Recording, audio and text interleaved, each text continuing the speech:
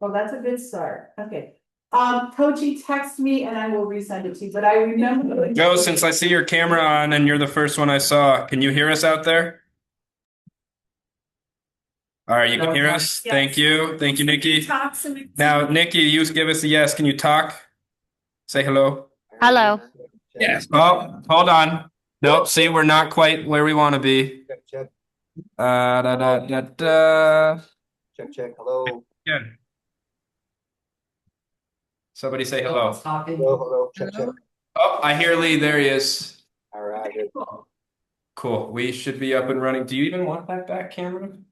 I don't really care because I'm gonna be on here. So if you can figure out who's on or whatever, Yeah. however you guys do that. I'm going to be hopping on Zoom, and for all you on Zoom that's taking this class, you do need to make sure you have your camera on so we can see your pretty faces. And if you turn it off, you'll hear from me because I'll make sure you turn it back on so you can get your CE credit. But yeah, thanks for hopping on. Hey, you're co-host now, so you can be able to do whatever you want. Okay, so first thing I want to do is I want to do it. All right, sorry guys, we had a little bit of technical issues here. But thankfully, we've got an amazing tech person who gets me out of trouble all the time. Hi, everyone, at Farm Center. You are. That's it. Oh, bro. Okay, so for those of you on Zoom, I just put into the chat the documents that are here in the room. These are a great tool to make notes on. And so I'm gonna tap dance for a few minutes so that you have time to print, so you can actually make notes right on the actual copy of the contract that I've provided you, okay? So one of the questions I was asked as we were before we were kicking this off was, what are the rules around CE credits? So I want to make sure that everybody knows and understands. The first year of your license. So if you got your license after January 1st of this year, you don't even need to worry about CE credit. You're here for knowledge. Do not ask Chris and Elizabeth to send you the actual CE certificate because it doesn't matter. Okay. For those of you that have your license prior to January 1st of this year, this is where we need to start accumulating the required CEs. There's two elements of the required credits. The first one is they require you to take the annual commission update every single year. We are very fortunate. Our office attorney, Damien Cox, we get him scheduled. He usually teaches it here in January of every year. Make sure that you're attending that, because if you miss during the year, you can't make that class up. The annual commission update. That's 12 over 3 years. That's 12 of your required 24 credits. So if you have not yet taken the annual commission update for 2026 and you got your license prior to January 1st of this year, you need to get it done. There are several sources online that you can take it. You can go out to Cox Education. You can go out to Denver Real Estate College. You can go out. Some of our title company friends are still offering that class. Starting in 2027, the annual commission update, you have to take it by July 1st of that year. You can no longer take it on December 31st, 2026 for something that went into effect January 1st of 2026. So as you're planning your calendars and your education for 2027, make sure when you see the annual commission updates coming to the office under Damien that you get yourself signed up. It's the easiest way to just get it done. Okay. The other half of the CE requirements are what I call the electives. You have to take 12 elective credits in your 3-year renewal cycle. Today, you get 4 of them. You're a third of the way there. Okay, which came last month, that was 2, and I'm going to do the other one next month, that's 2. You almost have all that you need for 3 years if you've been taking these from me the last 3 months. So that's how you do the CE credits. I was asked this morning, I asked the coach, where do I keep my certificates? So I'm going to give you several good ideas. The first one is every time I get an email, I file the email somewhere on my laptop or in my inbox. Then you might, if you're old like me, actually print it and have a file folder. You can make a folder and save the PDFs on your laptop, but here's the problem. What if you lose your hard drive and your computer? You've lost them. If you take your annual commission update with Damien, you have an account at Cox Education. Within the account of Cox Education, you can upload CE certificates from other places that you've taken classes, and he will host them on his third-party server. So if you lose your computer, Damien still has them. The cool part about it is it actually tracks how many CE credits you've earned and how many you have still to do. So it's a great tool. So I wanted to make sure I addressed all that and to give anybody who was showing up late time to get here. So, all right, does everybody have their stuff printed, ready to roll? I'm seeing some faces I haven't seen in a really long time. It's good to see you guys. So, all right. So this is a CE credit class. It's 4 hours of free CE. Just so you know, that's a value of about $40 to $50. Normally a CE credit will cost you at least 10. I am doing this in honor of Kevin Wilson, who was our operating principal, who unfortunately we lost earlier this year. He always gave free CE credits for contracts, and so I am carrying on that portion of Kevin's legacy into the market centers that I am a part of. So, you're welcome. Thank you. You're welcome. And Chris has got a big smile on his face. So, here we go. So, CE credits, you need to stay in the room, stay engaged if you are on Zoom. You got to keep your cameras on because Chris is watching. And we're going to do that. So, I teach contracts a little bit differently. My goal is not only to teach you the how and the where and the why, but I also want to give you the skills to be able to explain it to your customers. Fair enough? Fair enough. Are we ready to roll? Chris, can you monitor the chat for me? Yes. Thank you. All right, let's see what I have on my screen. Okay, so you should have this form, the contract to buy and sell. Now, what I have here is actually a template that I have built. And you can take a template class from CTME. It comes in very handy when you just get started because you can literally in your downtime or scheduled time on your calendar, you can prepare a template based on what I'm teaching you today so that when you're in the heat of the moment, it will help you move stuff over. You copy the template over and then just fill in what changes. Once you've been in the business for a while, you won't need that template anymore, but it's really a great tool when you're first getting started. So, and I'm going to switch this over into print preview. So, first of all, this is the contract to buy and sell. This is a contract between the buyer and the seller. We as agents are not a party to that contract. We are a facilitator of it, but we are not a party to it. Okay? So you'll notice that one of the things you always want to check is that are you using the current contract? It's COC, it tells you mandatory use date January 1st, 2026. Every time we have contract updates, usually in the beginning of the year, although sometimes we've seen it in the middle of the year, you always want to make sure you're using the right copy of the contract. So always check that.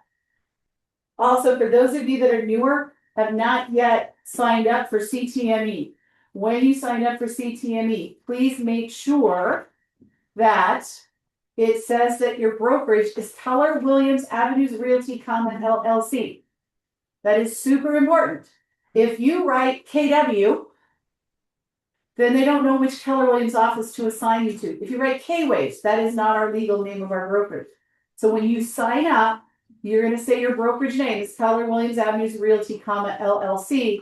That will carry over forward into your contract and will get you access to all the forms that Damien has created for us, as well as the clauses.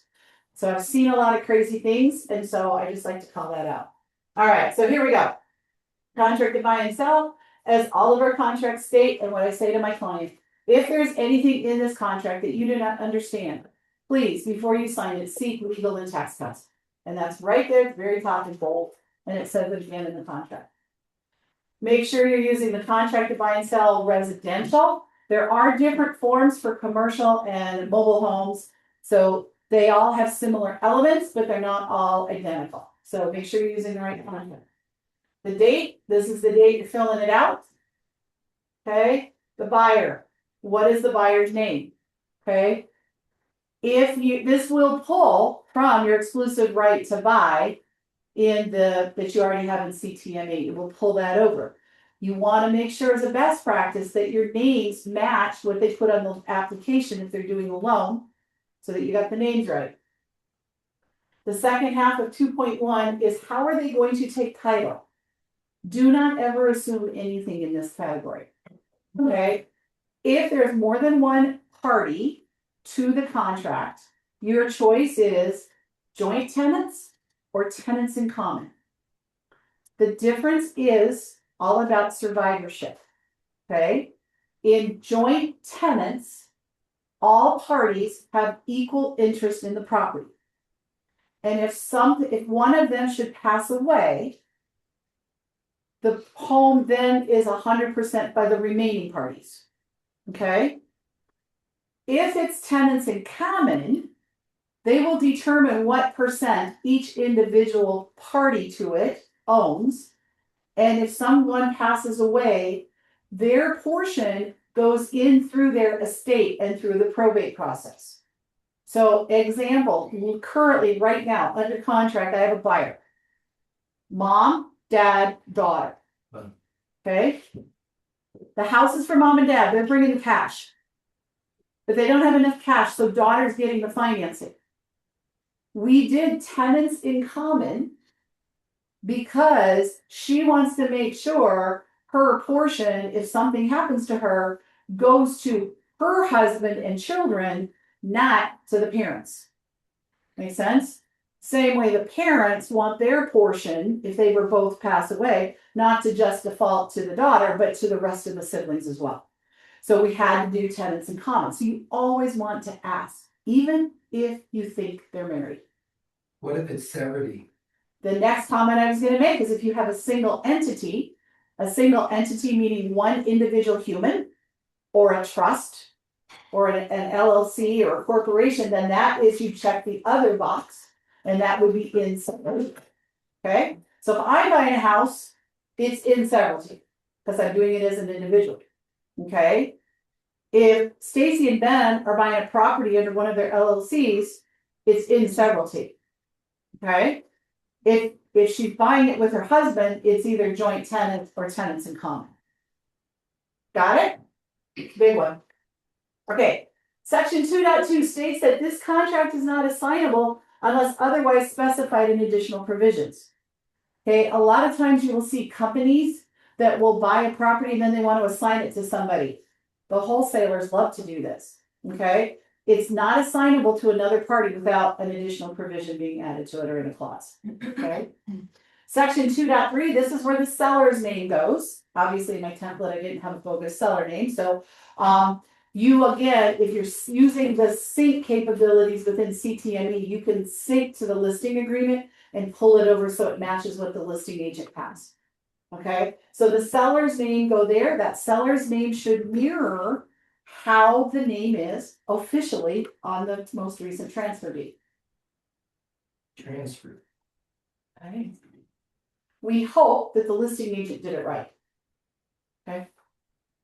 All right, property. The property is the following legal description. County of. So there's a drop down. You want to put the county in that first line. It says the property is the following legal described real estate in the county of. Fill in the county there. So my bogus properties in Arvada, so it's probably Jefferson County. Although we recently learned there's a portion of Arvada that's actually in Adams County. Did not know that. And then in the next part, you're going to put the legal description. Okay. And then also known as, and that's the street address. The legal description is important because which is the more accurate description of the property, the legal or the street address? The legal. Okay. Most listing agents use that truncated legal description that comes out of Realist. If you can't find the real legal description, then use it. If you're the listing agent, get the O&E, get the O&Es and get the real legal description. The day before I retire from real estate, I'm going to teach agents to do that. Okay, because that's the accuracy of it. Okay. All right. Section 2.5 is all about inclusions. What is coming along with the property? Now it states, right, that the following items are included unless listed under exclusions. So the lights, the heating, the plumbing, the ventilating, the air conditioning units, the TV antennas, the inside phone work, the mirrors, the plants, the floor coverings, the intercom systems, built-in appliances, sprinklers, and controls. Okay? It always cracks me up that somebody has to put disposal in because it's attached. No one's gonna pull it out, but that's okay. Better be safe than sorry. But understand that a lot of those things automatically come along. In the middle of that paragraph, it talks about garage door openers. Okay? There are a lot of agents out there. I took classes from some of them back in the day that used to just write the word any. This is a contract. Is any specific? No. So be specific. If the listing agent wrote any in their listing agreement or you don't know, then put a number of how many you want. My guiding principle is 1 per parking space. So if I have a 2-car garage, I'm going to ask for 2. If I have a 1 car, I'm going to ask for 1. If it's a 3-car, I'm asking for 3. And then if they don't have 3, they can counter it. But be specific. Okay? Now, there's a group of things in here that you can check. Solar panels, water softeners, security systems, and satellite systems. I haven't seen a real satellite system since the 80s. So you're probably not going to have those. Those little dishes that EchoStar and Dish Network put on your house, that's not what we're talking about. We are talking back in the day when they had the great big huge bird baths that they would put on the side of on the floor or out in the ground and up on the side of the mountain. That's what they're talking about. We don't have those anymore. They don't exist. Okay. Solar panels. If you are buying a property with solar panels, hopefully the listing agent did their job. But are the solar panels owned or are they purchased? If they are owned, either outright or with a lien on them making a monthly payment like a car payment, then you will check the solar panels here for inclusions. If they are leased, we're going to talk about them farther down the contract. Okay? You'll also have people that say they're owned, but they have a loan on them from a third party. Yep, all over the place, right? Water softeners, I don't see a lot of where they have liens or anything on them, but you do see water softeners in homes out here. So if there's a water softener in the home, you're going to check that box. There are some random leased water softeners. So again, ask questions of the listing agents so that you guys know how to fill stuff out. Okay? Security systems, same thing. I don't see a lot of owned full-on security systems. Some people want to call a Ring doorbell a security system. Just throw out inclusions. I wouldn't call it a security system. Most security systems are your ADTs, your Xfinity. Those are all leased services. So you're not going to find a lot of those either. Okay? All right. Additional inclusions. Now it says here that if these things are included, unless you tag them as exclusions, storm windows, storm doors, window and porch shades, awnings, blinds, screens, window coverings and treatments, curtain rods, draper rods, fireplace inserts, fireplace screens, all of those things that are there, carbon monoxide alarm storage sheds, those are by default an inclusion. Okay? But if your buyer is adamant that they don't take the drapes with them, then also go ahead and put the drapes in the inclusions for later in the contract. Basically, if the seller wants to keep it, make sure it's getting in the exclusions. Okay. All right. Other inclusions, the following items, whether fixtures or personal property, are included. This is where you're going to put the appliances. Okay. Now, kitchen, refrigerator, stove, oven, range, dishwasher, microwave, washer, dryer. Pretty typical. Okay. If you have, those of you guys that have been around me for a long time know I have another hot button because my grandmother was an English teacher. We have an item and a comma. That means it's an individual item, right? Okay, so when it comes to cooking things in the kitchen, sometimes you will have a surface that's all by itself, and it usually has 4 to 6 rings, and you cook on it, and you can boil water on it. That is a cooktop. Okay? Then, in another part of the kitchen, you will find a square thing that you can bake cake on. That's called a oven. Okay? All right. But sometimes you have a thing that's like, it's got on the top, it's got those rings that you can boil water on, and then you can open a door and you can bake a cake in it. That can be a stove, or it can be a range, or it can be a stove / oven / range. It is not a cooktop and an oven because it's one unit. When you guys start doing cooktop, comma, oven, I'm looking for 2 items and you only have 1. Okay, so I would say that when I'm reviewing contracts for the people that are in coaching, that is probably one of the top buttons that I am correcting you on. When I'm doing counter offers on offers, I am constantly having to change it. And I go look at the pictures to make sure you have got it right. Because I don't want you getting in a situation where you gotta go buy appliances for somebody out of your compensation set. I care about you, Excuse me. okay? If there's more than 1 refrigerator, call out where it is. Sometimes we'll have garage refrigerators, sometimes we'll have basement refrigerators. My current listing has 2 refrigerators and 2 stoves. Because there's a kitchen upstairs and a kitchen downstairs. Call out the location of them. Okay? Then you'll see I added underneath that, I wrote the word hot tub and pool table of no value. If your client is buying something that's not typical, meaning the appliance package, lenders don't want to lend hot tubs. They don't want to lend on swim spas. They don't want to lend on things that aren't part of the house. So if you differentiate the standard appliance package and drop down another line to these items and write the word of no value, most of the underwriters aren't going to care.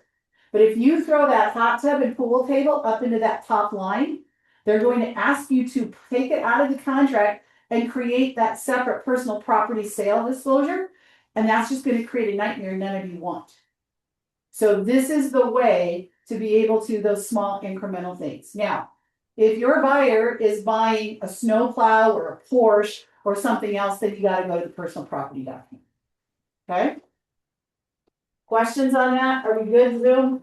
I can't see any of you, so you got to talk.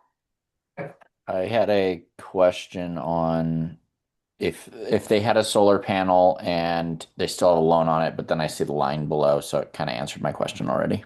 Okay, good. I hadn't quite got there yet, so thank you for that. Okay. Section 254, home warranty. This is just stating that the seller and buyer are aware of the existence of the opportunity to have a home warranty. Are you talking to your buyers about home warranties? Are you talking to your sellers about home warranties? If not, you will be when you're reviewing your contract. Okay. 255, inclusions encumbered. This means that if any of those inclusions have a loan against them, okay, you're going to put them there. So you'll see in my little example, I wrote solar panels, parentheses, if loan. So if the solar panels have a loan on them, I'm going to write solar panels and I'm going to put a dash and I'm going to put the name of the company that they have the loan with, the estimated balance, and the estimated monthly payment. Okay? So you just want to be able to say that, right? If there was still a loan on the hot tub, you would write hot tub dash GEEC financing, approximately $2,000, $125 a month. Okay. All right. Then in 255, right under where I have the solar panels if loan, there's a boxes where you can say will or will not. This is this buyer willing to assume those liens, those loans? So if your buyer is buying a house with solar panels and they're going to assume those loan payments, you're going to check will. Now, do they have to qualify for the? Depends on the terms of the loan, of what the financing is. Sometimes yes, sometimes no. But it could impact the debt to income ratio on the mortgage. Yeah. Okay, so if the buyer is going to assume it, you will check will. If they're saying, heck no, I want the seller to pay that off at closing, then check will not.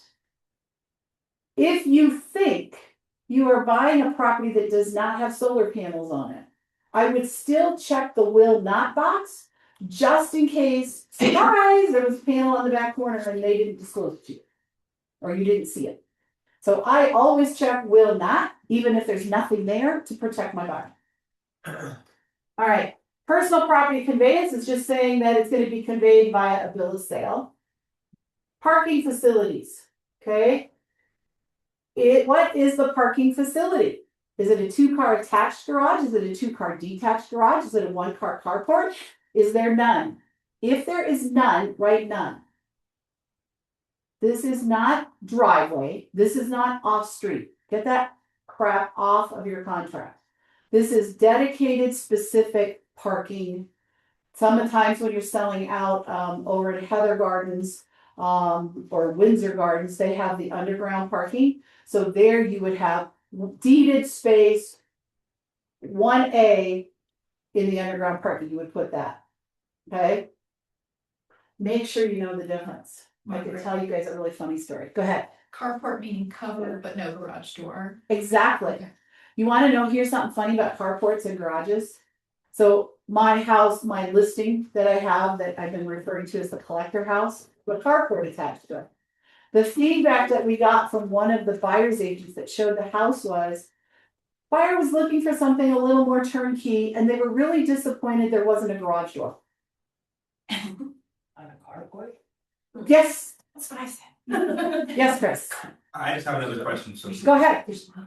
so what if it's like a duplex with two one-car garages? Would you just put that in as two one-car garages, or is there another way that you? Are they two separate units or do they? They're all together.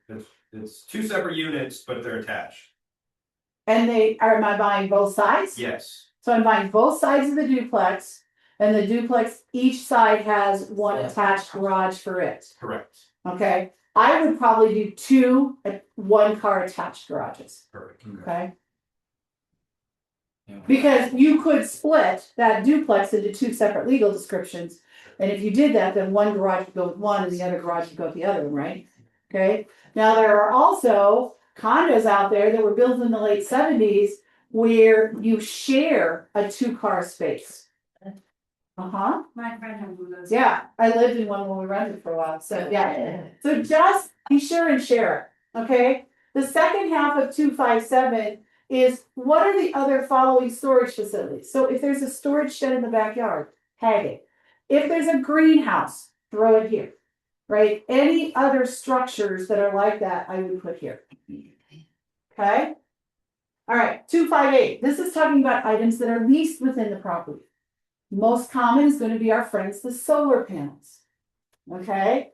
And I forgot to check a box on my template last night when I was flying through this. Okay, so if the solar panels are leased, you're going to write solar panels with name of the solar company and the estimated month lease and the end date of the lease if you can get it from the listing agent. Okay, and then same thing, you're going to check the box. Is the buyer going to assume the lease? Then you're going to check will. If they are not, I would check will not. If it's your belief the property does not have any leased items, I would still check will not. This is protecting your buyers. Okay? All right, and then the last one in our friendly solar panel is that the other way that solar can be done is with a power purchase agreement. If you get out into Candelas and Layton Rock and some of these newer communities, they don't own or lease, they just the solar company owns the panels and you get to buy the power from them. It's called a power purchase agreement. If you have that, you're going to check the box 259 and then you check the will. It is very unusual for your buyer to buy a house on a power purchase plan and not have to take it over. Okay? Say that one more time. It is very unusual for a buyer to purchase a home that has a power purchase plan and not have to take it over because nobody owns the panels.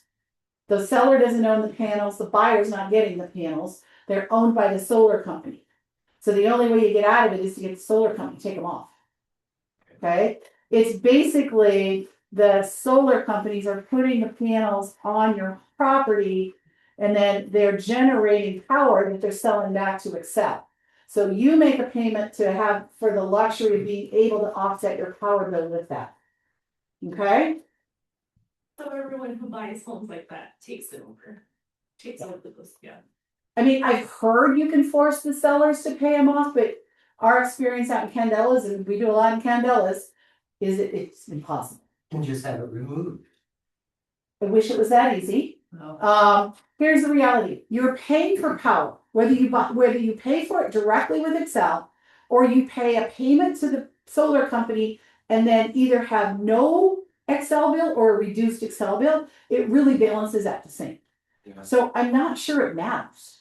It's supposed to be more cost effective. Correct. With the solar. Right, I never done it to Steve. Now, we as a builder, we used to put them on automatically.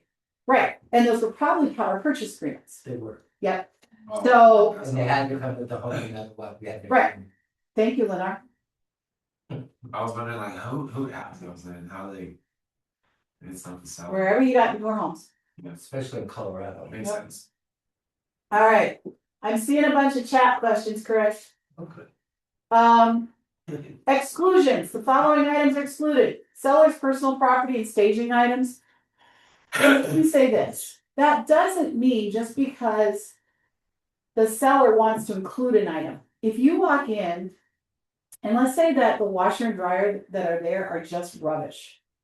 You're not even sure they work. And your buyer goes, I don't want those. I have my own set. Can I just bring those and can you make the seller make those go away? Put them there.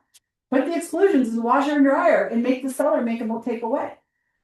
Watch the MLS because the MLS will also tell you what things the seller has called out that they're excluding.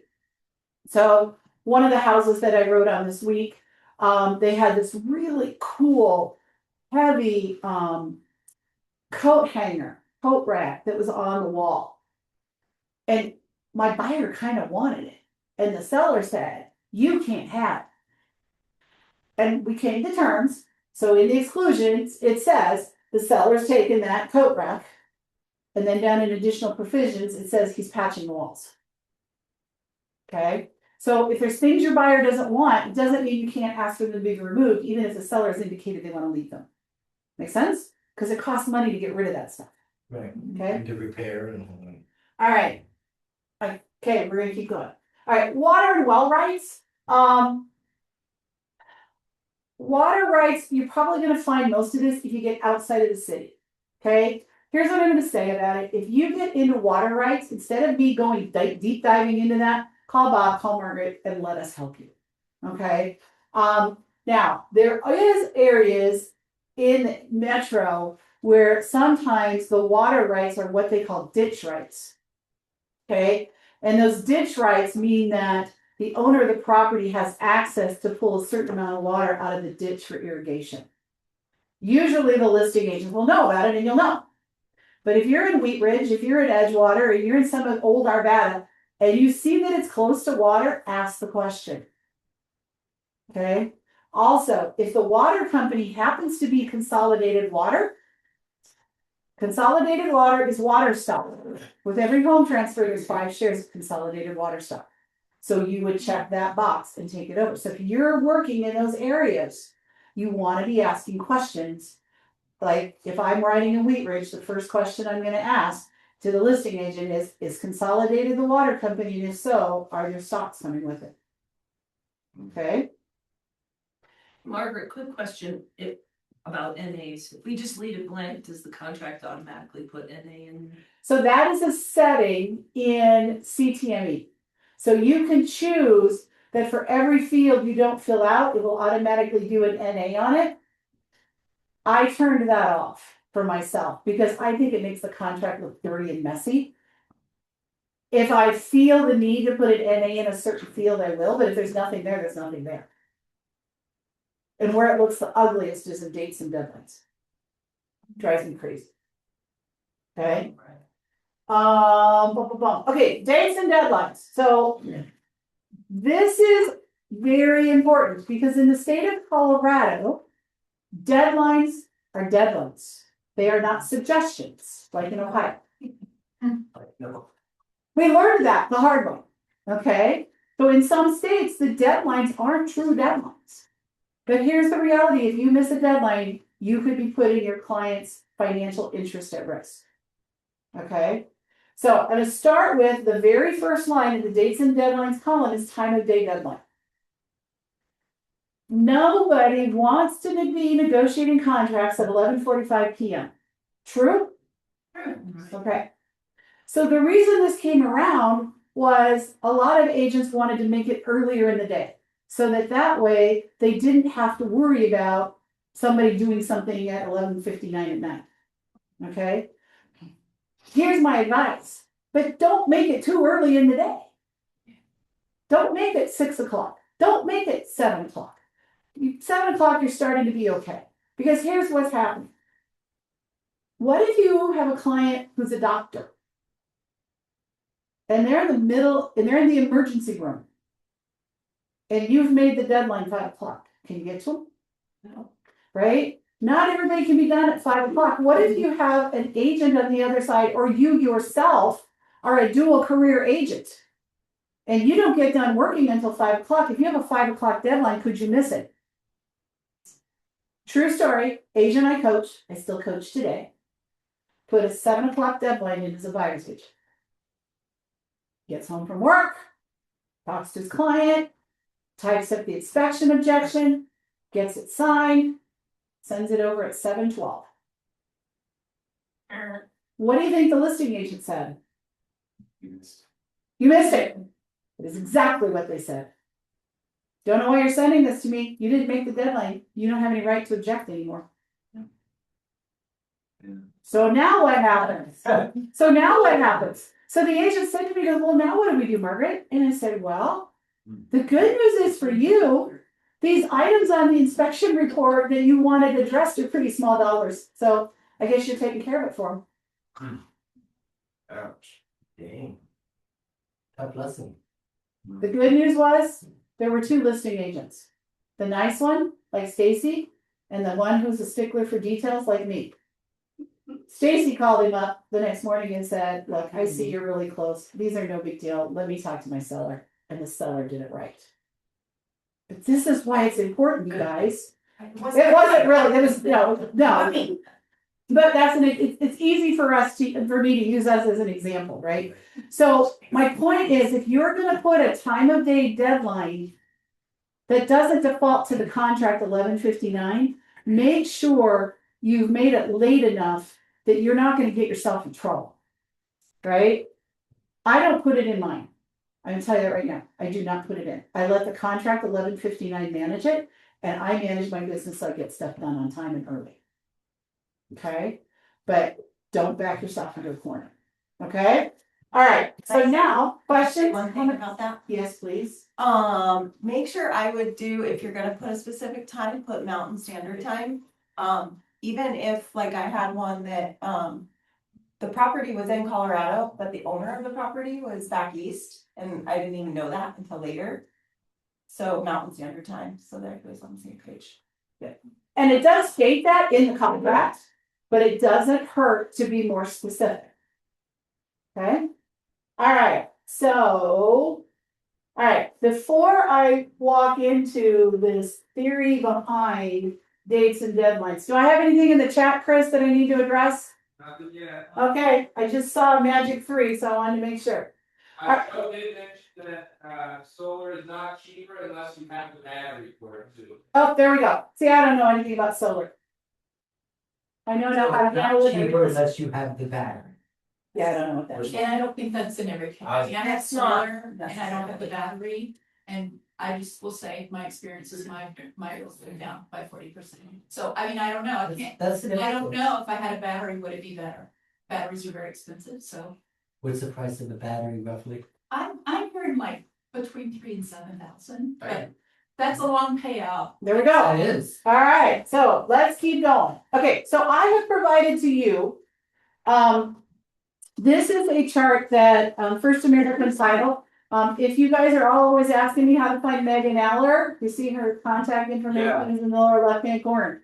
Okay, so, because she's the one that gives all the stats. So, these are, I like this guideline because it gives you the number of days. Could the print being smaller? So you can copy it however you need to. If you build it into the templates, then it'll automatically be there. So you'll notice that earnest money deadline is 1 to 3 days after MEC. I like the 3 days, right? You go under contract. That gives the buyer time to go to the bank, get the wire transfer done. Sometimes, depending on how the calendar falls, maybe you have to go 2. But 1 to 3 business days is a really good range for earnest money delivery. Okay. Now, record title deadlines, it's a range of 7 to 9. I prefer 7. Most of our title company friends can get a preliminary title commitment out in less than a week. So 7 days after your date acceptance of your contract. So if you're hard dating, just look at the calendar, you can see it. And then your record title objection is 10 to 12 days. I would actually shorten that to 9. Just get through it. Like Record title objection deadline, 9 days? I do 9, you can do 10. I'm not going to change. For those of you that I review your contracts for you, I'm not going to criticize if you do 9 days or 10 days or 8 days. Like, I don't care. But these are guidelines that are good because I'm telling you, how many of you guys have written offers? How much do you love the dates and deadline section? A little overwhelmed? It's getting a little better. Yeah, but it's so confusing. It's so confusing. So this is a guideline to help you, okay? Off-record title is the same date. So make a note on your paper. Off-record title deadline, make it the same day as the record title deadline. You're going to discover that I like to, and when Kevin taught this class, get as many dates lined up as the same. It allows you to keep sanity. Okay? Off-record title objection deadline, make it the same day as the record title objection deadline. And then your title resolution is going to be 13 to 15 days after you go under contract. So I usually do that like 2 weeks or a week after my record title deadline. Okay. Third party right to purchase. Still haven't seen any of that in Colorado in 12 years. So you're probably not going to have one. Okay. All right. Association documents deadline. This is recommending 12 to 14 days. I used to say line it up with the record title objection deadline, but what I'm seeing more and more is the HOAs. If it's anything less than 2 weeks, they're charging a rush fee.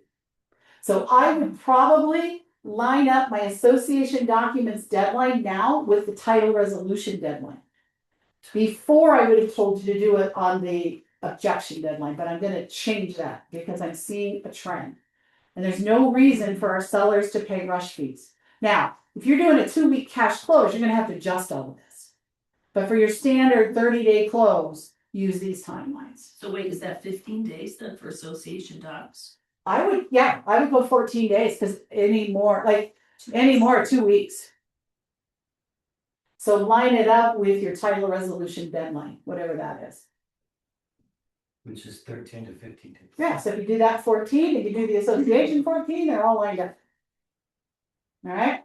Then your association documents termination deadline, make that 3 days after the delivery deadline. So the termination of the association is 3 days. That gives the buyer time to read them, understand them, all of that stuff. All right. Are we tracking? Everybody tracking? I'm listening, Zoom. I don't hear you. Okay. Seller's property disclosure. Make it the same day as the earnest money. So 1 to 3 days. Lead-based paint disclosure. Make it the same as the seller's property disclosure. Now remember, on the lead-based paint disclosure, who has to have it signed by that deadline? AirPods. I'm sorry, what? Real, dude. Oh, that's Christina. Well, Christine, no, I didn't take it, stupid. I found it on the. there you go. Oh, thank you, Chris. Okay. Okay. Who has to sign lead-based paint disclosure by that deadline? Seller. Who else? Agent. Which agent? Selling owner. Listing agent. Who else? Buyer? Buyer. Who else? Buyer's agent. Buyer's agent. So everybody. Used to be all 4 of them had to have it signed. Now it's 3 out of 4. Use the best practice if you all just need to get it signed by that deadline. Okay? Okay. So you agree, never. Just everybody else. Guess what happens if you don't? Fine. Contract automatically terminates. Oh. And we actually had a situation a few years ago where that happened. So if they terminate, then would the seller be liable for, I guess, any? Well, what would happens to your? what would be the so this is a true story. I don't think you were here. Maybe you were. Dave had the listing. Had a house that required lead-based paint disclosure, and it was back in the day when all four needed to sign. Seller, buyer, and both sides agents. Okay? He got in a backup offer that was higher than the original offer. So they accepted the offer. They sent the lead-based paint disclosure to the buyer. The buyer had signed it, but they'd gotten a backup offer that was higher than the offer that had been accepted. Transaction coordinator, worth her weight in gold on this one, calls Dave and says, did you know that the buyer's agent never signed the lead-based paint disclosure? Oh, shoot. Automatically terminated the contract with the buyer, gave him back the earnest money, and took the other contract. Okay, good job. Who wants to be the agent to make that call to your buyer? Because I didn't sign something, you just lost your house. But that's, oh, no. Did you backdate? At that point, it was too late. Because we represented the seller. Why would we? I can make my seller more money. Got it. Okay? So, no. Backdating is bad. I'm not going to put my head in the sand and tell you guys people don't have it, do it. But it's not kosher. And in this call, I'm kosher. So I guess then there wouldn't be any consequences to the seller that missing that date and deadline, like they would. Not going to miss that deadline because that's the document that's created at the time that you take the listing, and the seller has to provide the disclosure to the buyer. Okay. So if the seller doesn't provide it, then he's in default, and the buyer could terminate the contract. And that's the only thing that can happen is just termination. Yeah, but termination is pretty big, Yeah. right? Right. Like we don't want terminated contracts when we finally get a buyer and seller to agree, right? Okay. I don't mean to scare you, but I need to scare you, right? Because some of this stuff matters. And I've seen when people screw up what goes wrong. Right. Okay, like I said, I would not have wanted to be the buyer's agent to call their buyer and say, hey, your earnest money is coming back to you because your contract auto terminated because I didn't sign a piece of paper.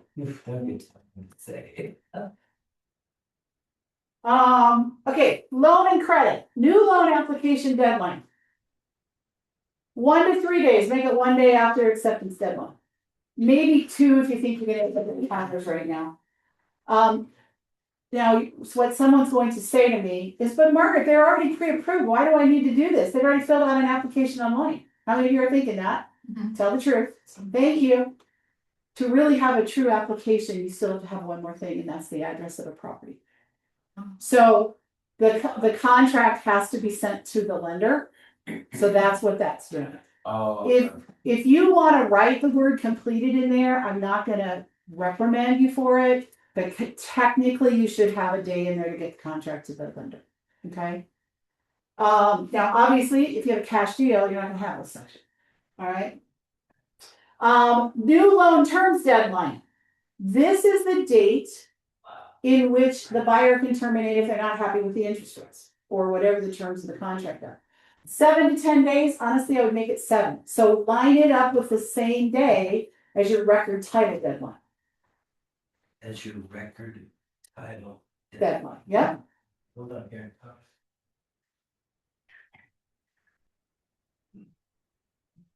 Yeah, that's what I was talking. And then the loan availability deadline, this is the deadline in which the buyer can terminate if they're unable to get the loan. This says 30 to 40 days. I want you to cross that out and I want you to write 7 days before closing. 30 to 7 days before closing. Yes. Okay.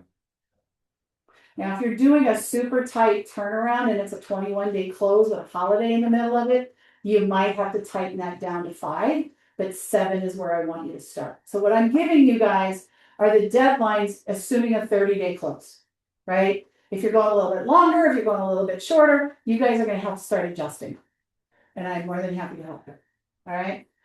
All the rest of these deadlines, buyer credit information, disapproval of buyer's credit information, existing loan term, loan transfer approval, and seller financing. You're not going to use those 12 years, looking at 200 contracts a year, still haven't seen it. If you have a case where you're doing seller financing, or they're assuming an existing loan, talk to Bob, talk to Margaret. Okay? All right. appraisal deadline. So again, they've got long-term dates in there, 29, 30, 32. I'm gonna have you work them backwards. What about number 21?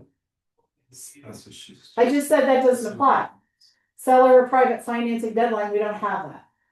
If you do, talk to Margaret, talk to Bob. Sorry. So 16 to 21 don't have that rate. Mm-hmm. Correct. Correct. If ever. Right. All right, so now we're down to the appraisal section. Everybody caught up? Yeah. Okay, I'm gonna work these backwards with you. Okay, because they're tied to the loan date. All right, so go to line 24 where it says appraisal resolution date. I want you to write 2 days prior to loan availability. 2 days prior. Yeah.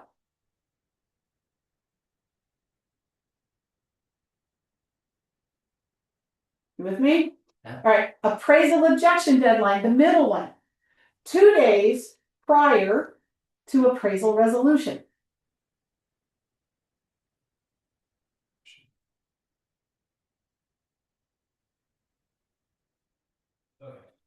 And appraisal objection, or sorry, appraisal deadline, 1 day prior to appraisal objection. I'm gonna say it again, appraisal resolution deadline, row 24, is 2 days prior to loan availability deadline. Appraisal objection is 2 days prior to appraisal resolution.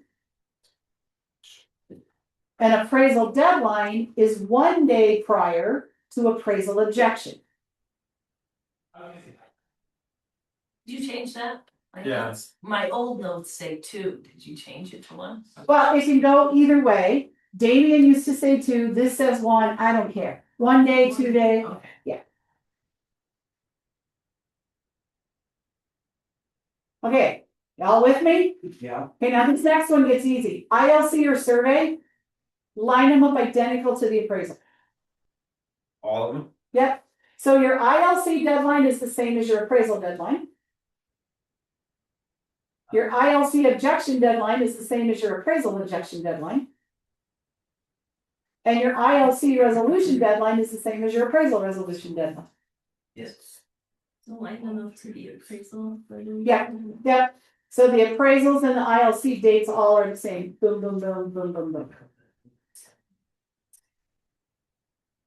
How we doing, Zoom land? I need a verbal. Fantastic. A bit confused on the appraisal one, but it's fine. Okay, so what? No, it's not fine. So tell me where you're confused. Okay, so appraisal deadline, you said 1 day prior for appraisal, which one? So appraisal deadline is 1 day prior to appraisal objection. And then objection deadline was 2 days prior to appraisal deadline. Nope. Appraisal objection is 2 days prior to appraisal resolution. 2 days. It says And then appraisal resolution deadline was 2 days prior to which one? Loan availability.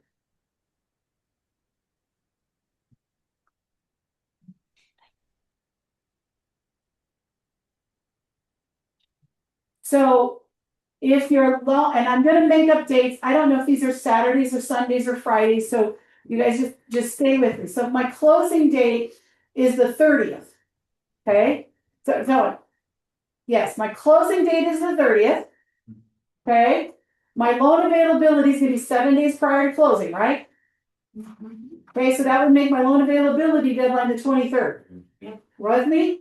Okay, so my loan availability is the 23rd, which is gonna make my appraisal resolution the 21st. It's gonna make my appraisal objection the 19th. And my appraisal deadline the 18th. Now, here's the thing. I'm not looking at a calendar when I do that. So you're gonna have to adjust for Saturdays and Sundays and holidays, right? But did that help, Joe? Yeah. I promise when you work your first contract, it'll make more sense. Yeah, this was the hardest part for me on the test of, or for like just training in general, was this whole section was my nightmare.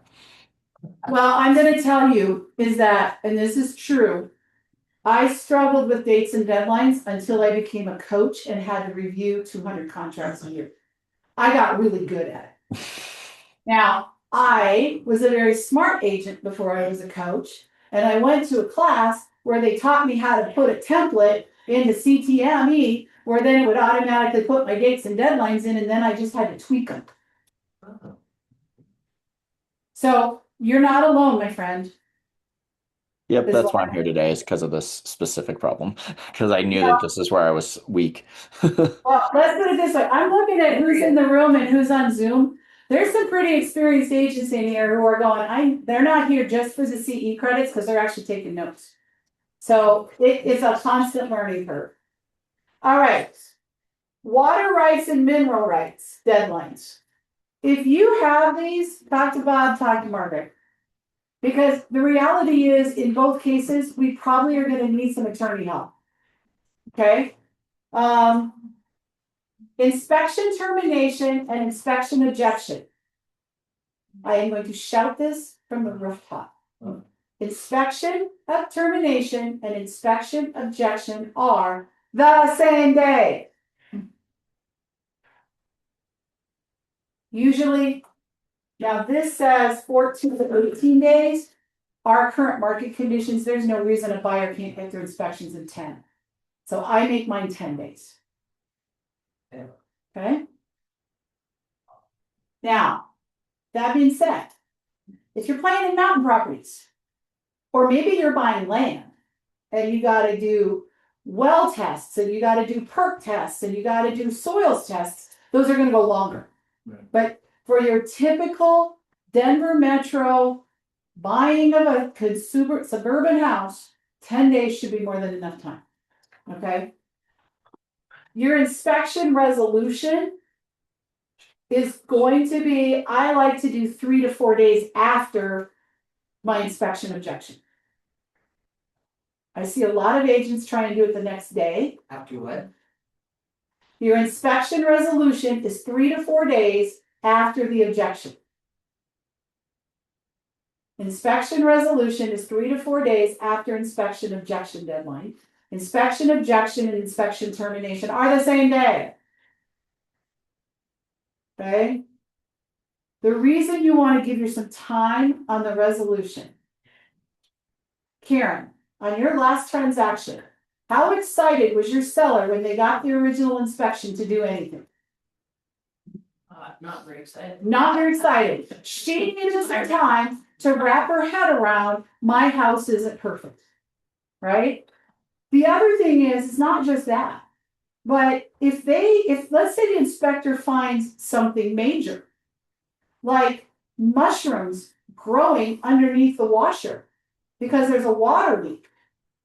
This just happened. I don't make up stories, you guys. I'm not making up stories. This is true. Does the seller need time to get quotes and do their research? Yes. Yes. Give them the time. Don't be a jerk. Okay? All right. Property insurance termination deadline is the same day as the inspection objection deadline. Just make them the same. There's no reason to sell property insurance. All right, what was that for? Property insurance termination, make it the same as the inspection objection / termination deadlines.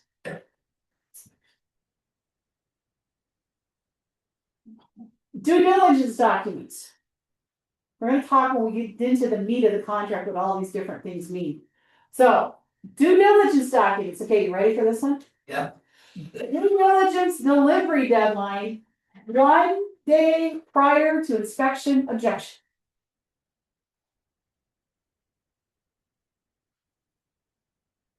What inspection? Objection. Objection. Due diligence objection is the same day as, guess what I'm going to pick?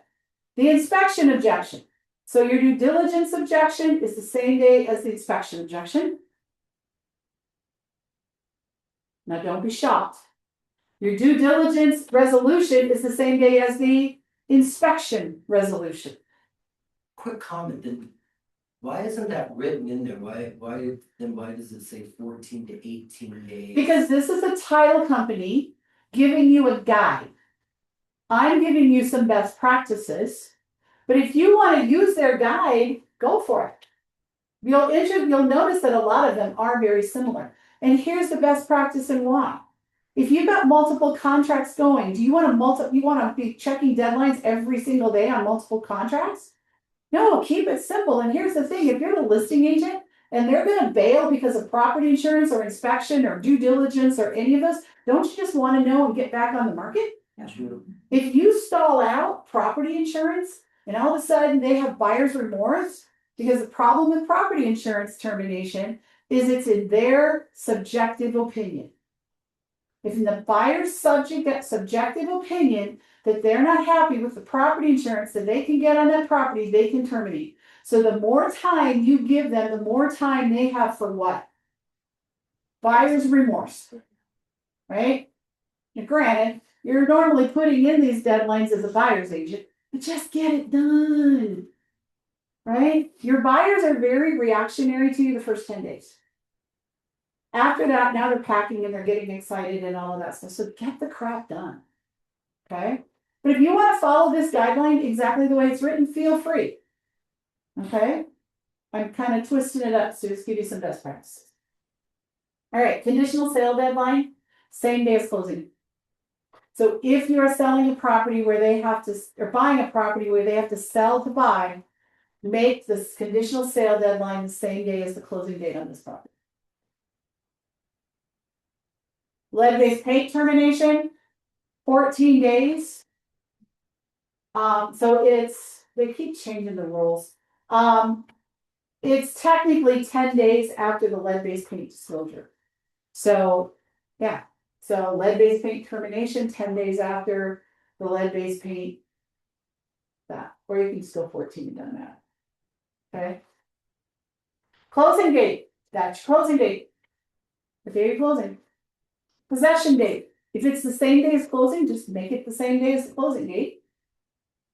Why would it be different? Oh, If there's a post-closing occupancy agreement, okay? But if you're closing on this, if your client is getting possession the same day that they close, then just put the same date there. Or you could put in there, same as closing date. So that way, if somebody writes an amend extend and changes the closing date, they don't have to remember to change both. Okay? Possession time. If it is the same day, you're going to use these terms and you're going to capitalize each word because it's a proper noun. So the same way that you would write Greg's name with a capital G and then a lowercase R-E-G, you're going to do the same thing with these words. So you ready? Upon, U-P-O-N. Delivery, capital D-E-L-I-V-E-R-Y. Of, O-F. D, capital D as in David, lowercase e, lowercase d as in David. And, A-N-D.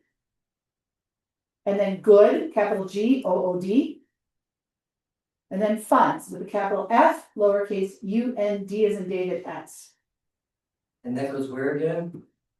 Under possession time. That's right. Upon delivery of deed and good funds. Good, both of those things are defined terms in the contract, which is why we're treating them as a proper noun with capitalization. Okay, thank you, Kevin. All right. If your possession date, if your contract, your offer has a post-closing occupancy agreement in it, then you're going to put the actual possession date in that section. Meaning like whatever that post occupancy date is. Right, so if it's a 7-day post-closing occupancy agreement and I'm closing on the 30th and there's not a day 31, then the possession date would be the 7th of the following month. Okay. And then my possession time is what time am I giving them possession? Am I giving them possession at 9 a.m., 10 a.m., noon, 3 p.m.? Like what are you doing? Okay. All right. Acceptance deadline. First of all, there's no rules. For those of you that it has to be this way, black and white, you're going to go crazy with this whole section, right? These are guidelines. I'm going to give you a guideline on acceptance deadline. Talk to the listing agent before you're writing an offer and find out what they're planning to do. If they say, oh, I've got an appointment to review offers on Monday at 5 o'clock with my seller, then don't make the acceptance date Sunday night. That's a good way to make a listing agent angry. Right? So listen to what they're saying and what they're requesting and reflect that in your deadline and date and time. If they say, we're gonna review them as they come in, do not send an offer at 5 a.m. and expect them to respond at 9 a.m. the same day. Heck, they might not even be awake yet. Or they could have a client that they can't get a hold of for 48 hours. That would be mine right now. I like to give as close to 24 hours if I can, if they don't give me a hard deadline. Because part of those 24 hours, everybody's sleeping. True? Yeah. The listing agent's going to want to do their due diligence. True? Don't be a jerk. Right? Now, are there times that I tighten that deadline because of certain situations? Yes, I might. So it's situational, but don't send an offer and give them 2 hours. Like that's just not cool. Okay? And then this- Ahead of time. When it's you find out. Mhm. And then you want to do it within 24 hours prior to that? No. You're saying- So if they say, I've got an appointment to meet with the seller Monday night at 5, I might make the deadline Monday night at 8 Oh, I see. to give them time to sit down and review it and to respond. Okay. If I do it earlier than that, then the message I just sent to the listing agent is, I asked you a question and I don't really care what you're doing. But the reality is sometimes those sellers are out of town. They can't respond. So that's why that call is so important, to listen, right? When you're submitting an offer, don't you want to give your client the best chance to win? Listen to what clues the listing agents are giving us. Okay? Don't be the bully, because we know who they are. Okay? Questions on dates and deadlines? I wish lunch was here. This was a natural break. All right, what questions do you guys have so far? I have a quick question. So I'm thinking about being on the seller side and over comes this thing and I just remember going like, oh my gosh, like when you review it as the seller from the seller side, so when it comes and the heat's on now, what are you looking for first? You're going straight to the dates and deadlines are there things that you prioritize or? Well, I always look at the price first because that's human nature. How much is it, right? But when I'm getting ready to present it to my seller or prepare a counter offer, I'm looking at it in the eyes of, do these things work, right? Like I can't tell you how many times I see deadlines come in where the appraisal deadline is after the closing date. Yeah. Because people aren't paying attention, Greg. Right? And so I've seen crazy things from agents all the time, right? And so I'm looking to make sure the dates make sense. Are these dates my seller can meet? Now, if the buyer's agent made the loan availability deadline the same day as the loan terms deadline, and that's 3 weeks before closing, I'm probably not going to change it for him because that's a buyer deadline. And if he misses, that's in the benefit of me, the seller. So when I'm looking at offers, I'm looking at who am I representing? Where's my fiduciary responsibility? Right? But I will clean up things. Like if they write any in the remotes, I'm going to go change it to the exact number my seller told me we have. Right? I'm going to clean up things based on I know how to write a contract. And if they've written a sloppy contract, I'm cleaning up their mess.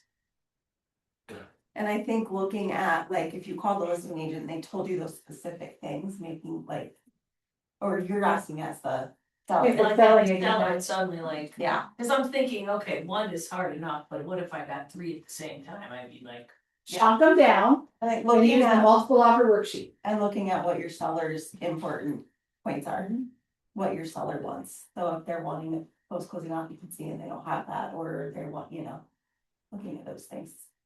Whatever your seller is looking for. But from a contractual point of view, I'm looking at contractually, is this acceptable for what my seller needs?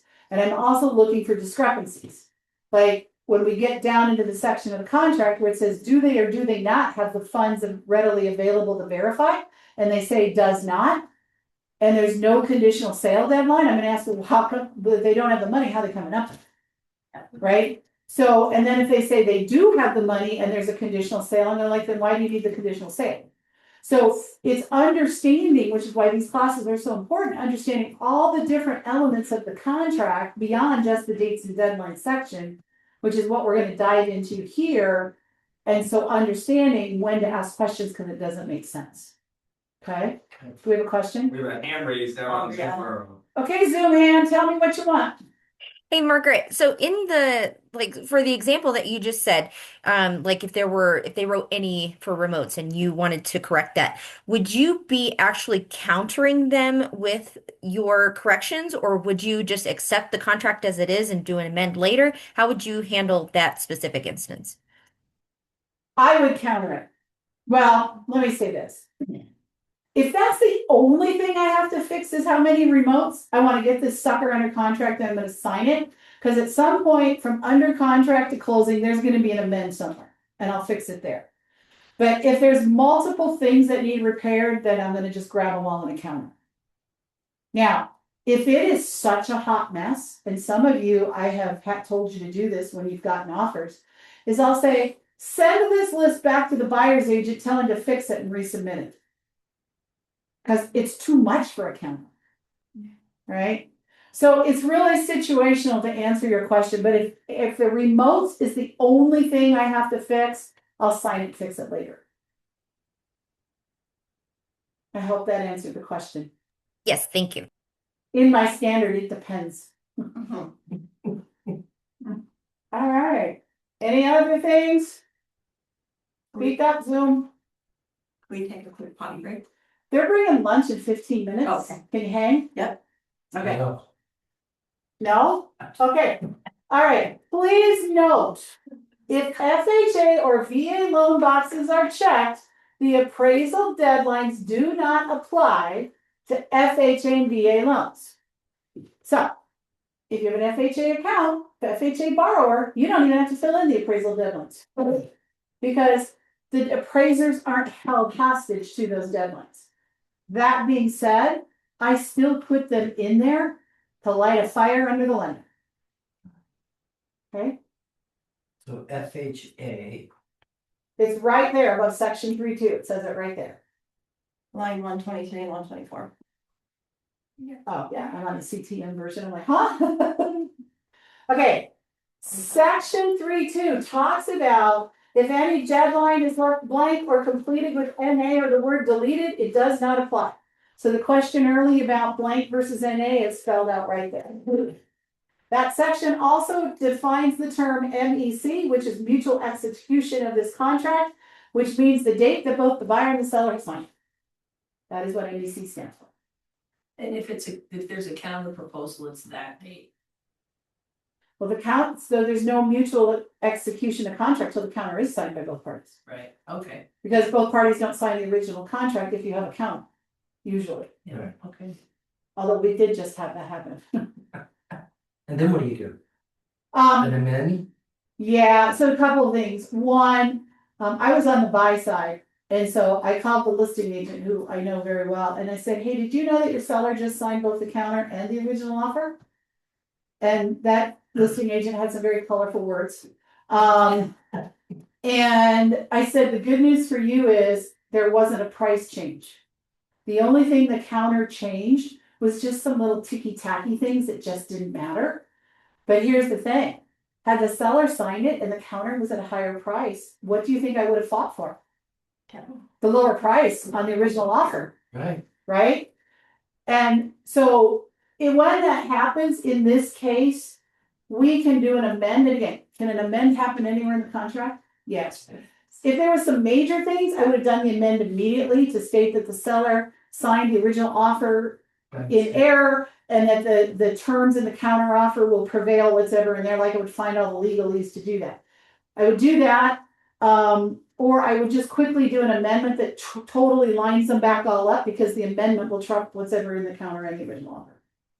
So the key is if you're a listing agent and you're doing a counter and you want to send your client the original offer, which by the way, we should, download it as a PDF and send them the PDF copy so they can't accidentally sign it. Okay? Big lesson learned. All right. Section 3.3 defines what a day is. A day is a 24-hour period that ends at 11:59 p.m. United States Mountain Time. So where Jamie was talking earlier about writing Mountain Time, and I said it's already in the contract, it's right there. Okay.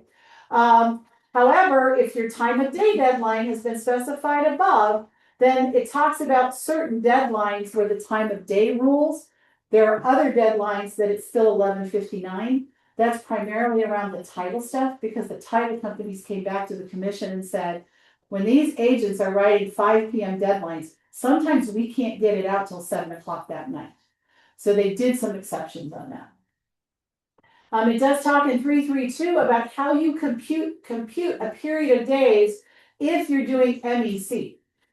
And so basically what that means is when the ending date is not specified, the first day is excluded and the last day is included. Okay, so if it says 3 days after MEC, and I did it today, which is the 22nd, 25th. 23rd, 24th, 25th. Now, if somebody's smart and said that deadline will extend to the next business day, it's going to be Tuesday, Wednesday, Thursday, right? Because in section 3.3.3, it says that if any deadline falls on a Saturday, Sunday, or legal holiday, the deadline will automatically extend to the next business day.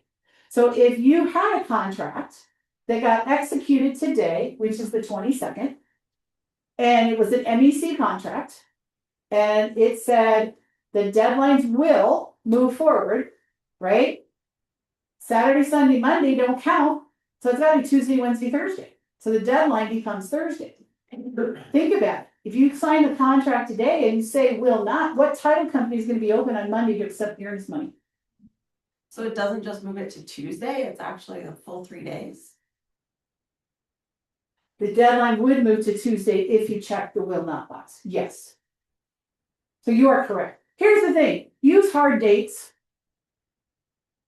Right, we'll make it. Yeah, you are correct. I was wrong. So if you're writing it today and you do the 3 days, Saturday, Sunday, Monday, and Monday's a holiday, then you're right. The deadline falls on Tuesday if it says will. If it So they says don't will, get another 3 days to Thursday. no, it does not. I was wrong. I did that wrong. Okay. Here's the thing. Use hard dates.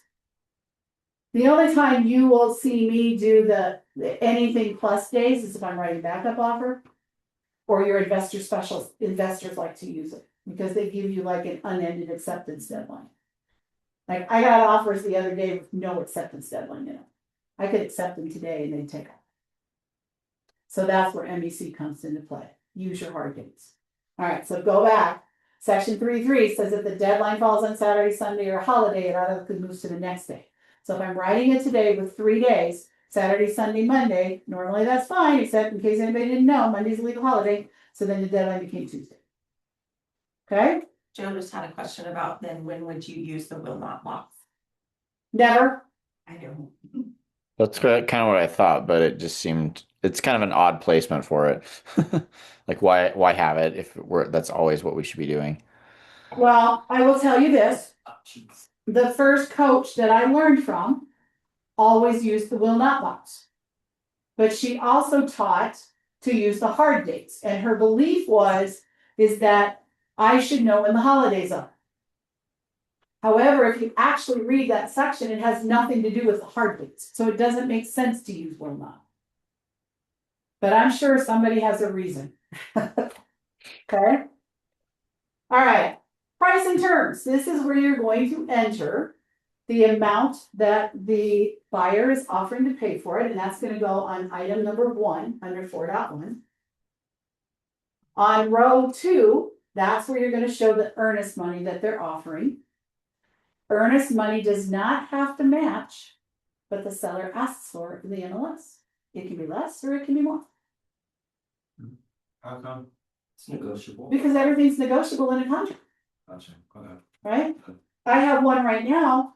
They wanted 5,000. We offered 1,000 because it's a down payment assistance and the lender needed to see the cash reserves in the bank account. If I would have taken that other 4,000 into the earnest money, it could have put their approval at risk. So there's all kinds of reasons why, right? In a hot market, some buyers believe if they put more earnest money in, it makes their offer more attractive. So again, everything's a strategy, everything's a negotiation. Okay? Now, the lender would be the one advising on that, correct? If the amount of earnest money has an impact on the loan, yes. In this case, it did. Normally, they don't care. They don't care. The new loan amount, this is the amount that they are taking out on the loan. Should be directionally correct to what's on the pre-approval letter.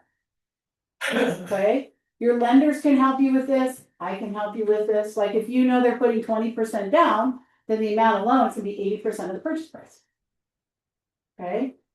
Assumption balance is normally going to be blank. Private financing is normally going to be blank. Seller financing is normally going to be blank. And if you're using CTME and you fill out the purchase price, earnest money, and new loan correctly with no commas, punctuation at all, just whole numbers, it will automatically calculate for you the cash at closing. Okay? All right. Section comments or periods in the dollar. Nope. Got it. It will break the automation in CTM. And you guys can't do math. Trust me, I actually check that when I review contracts. Does it make sense? Seller concessions. This is talking about the amount of money that the seller is going to pay on the settlement statement to offset the buyer's costs. So you put a dollar amount in there. If they're not asking for anything, make it obvious and put the 0.00 in there so the listing agent or seller can see it. Concessions. We did a whole coaching session on this a few weeks ago, right? Concessions cannot exceed the amount of their actual costs. It cannot be used towards the actual purchase price of the home. So you want to, so first of all, on a cash deal, you're probably not going to have concessions. Take it off the purchase price.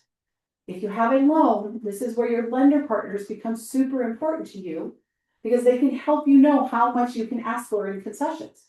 Because you don't want to ask for more than what their costs are going to be, because otherwise they're not going to get the amount you put in the contract. You're leaving money on the table. You're leaving money on the table. Exactly. Unless you roll it over to HOA fee.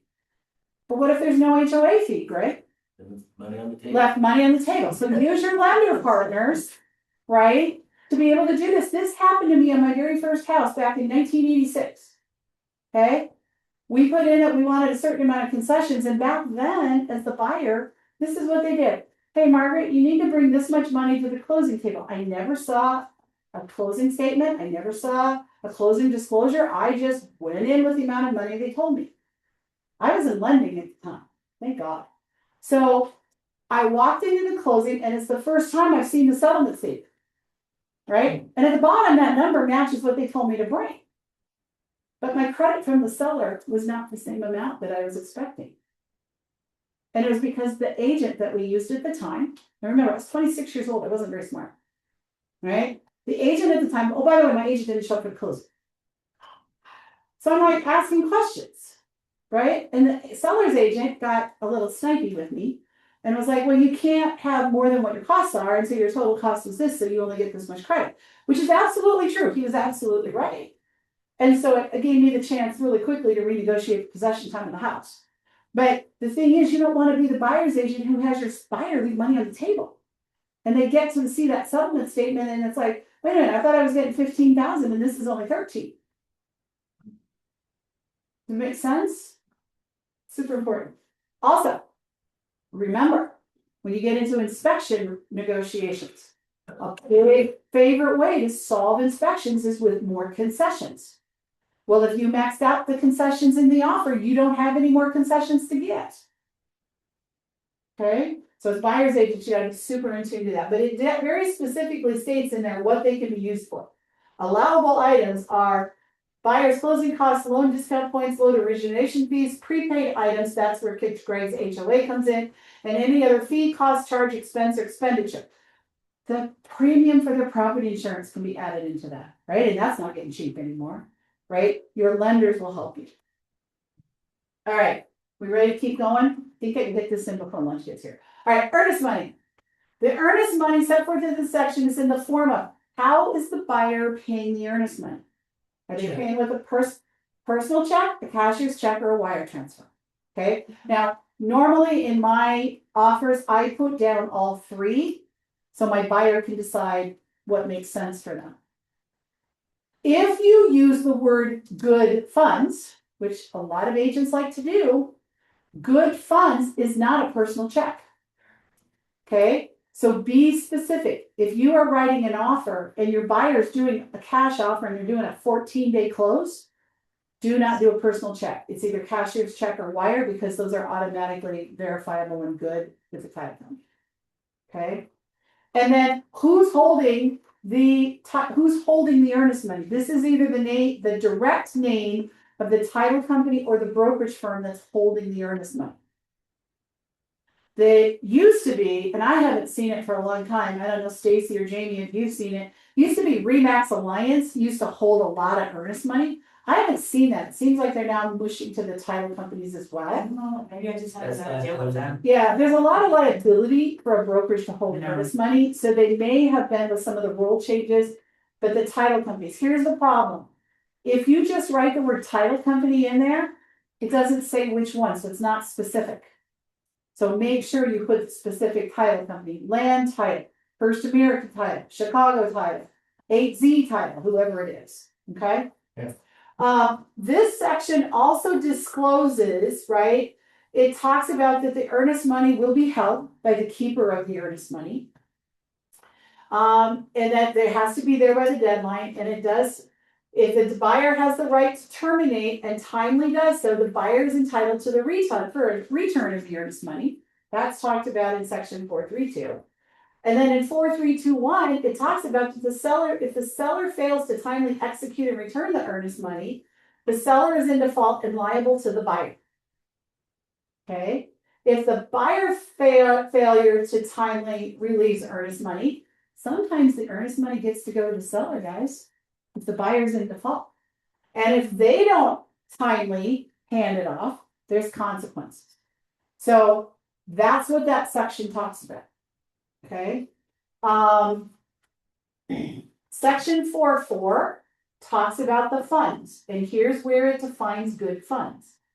Good funds is cash at closing and closing must be in funds that comply, including wire transfer, certified check, teller's check, cashier's check, or a real-time or instant payment. It doesn't say personal check. It doesn't say money order either. Okay. So just be aware, title payment must be paid by the paid buyer prior to closing. You're not closed until the money hits there. And then this is the one 443. This is where you need to disclose, does your buyer have the money where I can see it in a bank account?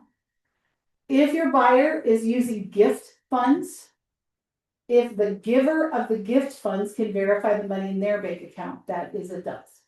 That's a what? A does. Okay. A does not is typically, I'm waiting on my inheritance from grandma and grandpa, because it's not verifiable. There's a letter that says it's coming, but it's usually not verified. If they're selling a house to make the down payment, okay? So just, these are questions you need to be asking your buyers. And these, when you're on the listing outside, I'm always looking at that section and seeing, do they really have the money? So selling a house is not an available fund. No. Having sold the house is the. If they have sold it and they have the money in their bank, or it's on a Okay. settlement statement, then it's yes. But normally it's a no because they haven't settled it. Okay. All right. 4.5 is this whole next big section is all about the loan in 4.5. Okay. Talks about the fact that the buyer has to timely pay the costs associated with getting the loan. Funny, Mitch and Dale want to get paid too. No. Okay. The buyer gets to select the financing. You all know. Right? You don't get to pick who their lender is. You don't get to pick what kind of financing they're going to do. You can suggest, you can talk to them about risks and rewards, but you don't get to make the final decision. Section 453, what type of loan is it? Is it a conventional loan? Is it an FHA loan? Is it a VA loan? Is it an other Another could be a USDA loan. It could also be a hard money loan. Usually the people that are using hard money loans don't even use any of this loan stuff. They just make it look like cash, but every once in a while you could see that and it's okay to Okay. put that there. So how do they make it look like cash with the hard money one? They don't have any loan deadlines. But they're paying that 11 to 15% of that. Yeah, whatever they're doing in the backside, you don't know about, Right. right? Okay. Hard money lending is so different than traditional lending. In so many ways, it acts like cash, just regardless of how the investor's getting the money. Okay? Hey, I have a quick question. Yeah, 4.4.3, so if your buyer is getting a loan, which one do you check? So they don't necessarily have, they're gonna have the money at closing. so it would be does, Is there, It still does. but it's not about the whole loan. So read the whole paragraph. The buyer represents that buyer as the date of this contract does or does not have funds that are immediately verifiable and available in an amount not less than the amount stated as cash at closing. Right? We understand they're getting a loan. They disclose to us they're getting a loan. But do they have the available funds for the cash closing? That's what that paragraph is talking about. Thank you. Yep. I hear something happening out there. Okay. It's. 454 loan estimate. This is just stating that the buyer will receive from their lender within 3 days of completing the loan application, meaning the contract has been delivered to them to review. They will get an estimate, a loan estimate from the lender of what their costs will be and all of the payments and all of that. Okay, it's called a good faith estimate. All right. Can you do me a favor, just because I wanna make sure that we catch this, cause you don't have the CTM version up. There is a blank in 453 for seller agrees to pay those closing costs and fees that buyer is not allowed by law. Thank you. To pay not to exceed. Yep, Blank. okay. So if you look. Line 191. Yeah. Seller agrees to pay these. Okay, so costs and fees. Okay, so under loan limitations, thank you, Jamie, I'm gonna let you teach this next time. If seller or both of the FHA or VA boxes are checked and buyer closes the transaction using one of these loan types, the seller agrees to pay those closing costs and fees that buyer is not allowed by law to pay, not to exceed X amount of money. However, this amount does not include any compensation to be paid to the buyer's brokerage firm. I always write, usually that's all part of the concessions. So I put that as 0.00 or I just don't fill it in. Okay. Grab it in the concessions because that's where you're going to grab what they can't pay. Back in where if I back way up to when we didn't have a lot of concessions, 2020, 21, early 2022, even before then, sometimes you would maybe say that the seller will pay a max of $500 of those unapplicable costs. But what the market conditions at the time were, if they were fees that the buyer couldn't pay, the lender was picking them up. So we've never had to use that section, which is why I flew right over. Okay. 4.6, assumption. The only time you're going to use this section is if the buyer is assuming the seller's current mortgage. The beauty of CTM is since you're probably not going to do that, you can just hide that whole section and it doesn't even print out, which shortens the size of the contract. All right, section 4.7.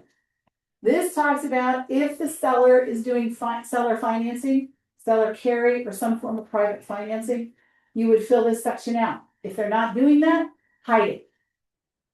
If you have a buyer or even a seller who's doing any of those things, talk to Bob, talk to Margaret, let us help you through these sections. Okay. All right, section 5. This is all about the financing conditions. What are the rules? So 5.1 talks about if they're getting a new loan, that they have all of these different rights. Okay. Number 5.2.1, they have the right to agree to the loan terms. Remember, we got a deadline up above for that. If they don't like the loan terms, let's say that you put a buyer under contract last Friday, and by the time they got to the lender on Monday, the rates jumped to 6.5. Merry Christmas, right? They may go, whoa, time out, I'm out. I can't afford these payments, or we got to renegotiate. They can't terminate. Okay, so if they're not comfortable with the terms of the loan, so that's what that deadline says. New loan availability, blah, blah, blah. New loan availability is that if the buyer is unable to get the loan, they can terminate. Right? That's what all of that said. This explains that the buyer has a right to terminate on or before the loan availability deadline if the loan availability is not satisfactory to the buyer, or basically they lost their job or there's something else that's stopping them from getting the approval. Your loan, there's a belief, so I'm going to kill this myth right now. There is a belief that the loan availability deadline means that the buyer absolutely has to have clear to close. That's not true. The loan availability deadline is the deadline of which they can terminate for not being able to get the loan. If they can't get the loan, they can't terminate under the loan availability deadline, which means then they're in default, which means what? Terminate. The seller has the right to the earnest money because the buyer didn't terminate within the terms of the contract. Okay? So a lot of buyers agents believe you absolutely have to have clear to close. And I understand that because you're protecting the earnest money of your buyer, and I fully support that. But sometimes the clear to close can be as much as something very super simple, right? So I had a client, they were there.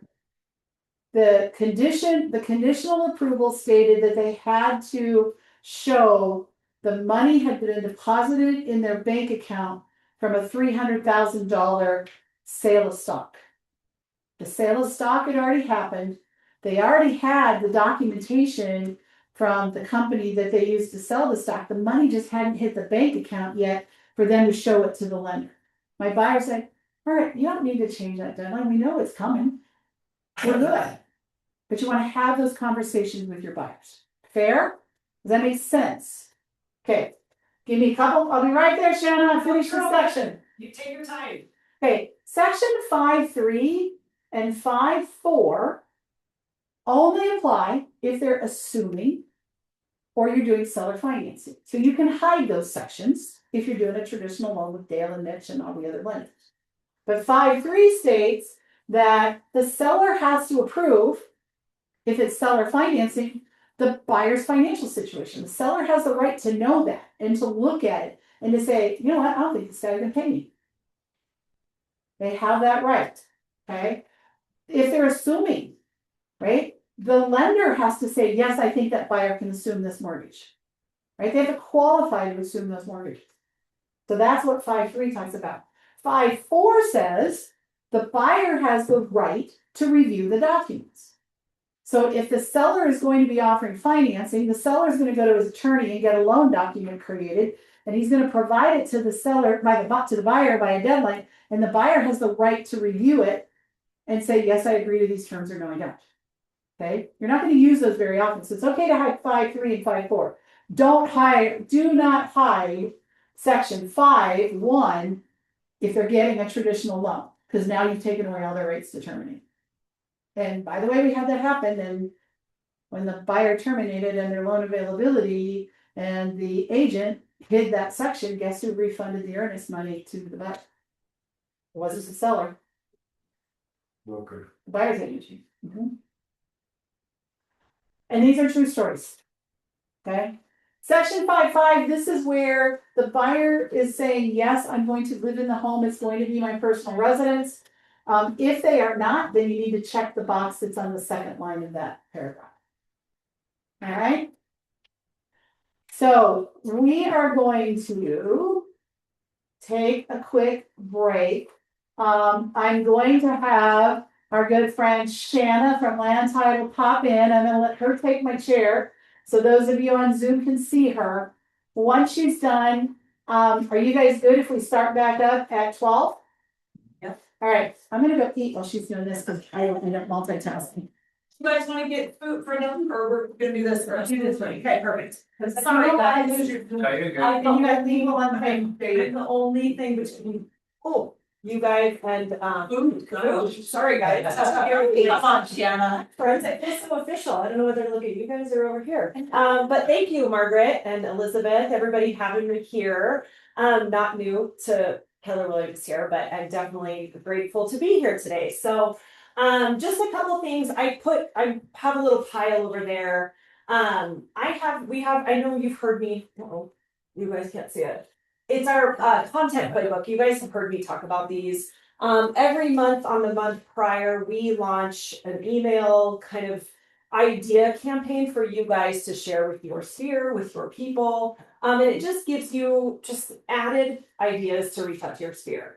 This shouldn't be the only way you're reaching out, but this is just, it gives you ideas of things coming up for the month coming up. So May, this is just an example of what this looks like that would come to your email. I really like obviously May 4th was National Star Wars Day. May the 4th be with you. And it gives you like different ways to connect with your sphere. Yeah, totally. Oh, thank you. Yes.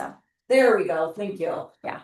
And then it also says that May is National Moving Month, which who knew that? Oh, really? Yes. And so it just gives you, it's a great time to post tips on moving, including crucial checklists, and consider gifting a moving day survival kit to your people. So just kind of things you don't really think about that just gives you more reasons to reach out, because that's ultimately what we want to do, right? So if you want signed up for this, there's a QR code. Just scan that or let me know and I'll make sure you're getting that each month. So June was just launched the other day. I can't even believe it almost. But yes, and then just one more thing I want to touch on is wire fraud. You guys, it is alive and real. We had a wire fraud attempt with an agent here at this office. She had a buyer. The buyer's closing with Sherry down a block away. And Sherry's assistant had just talked to the buyer about wire fraud prevention, just the secure emails with secure wiring through our portal. You'll never be asked for all these XYZ things, right?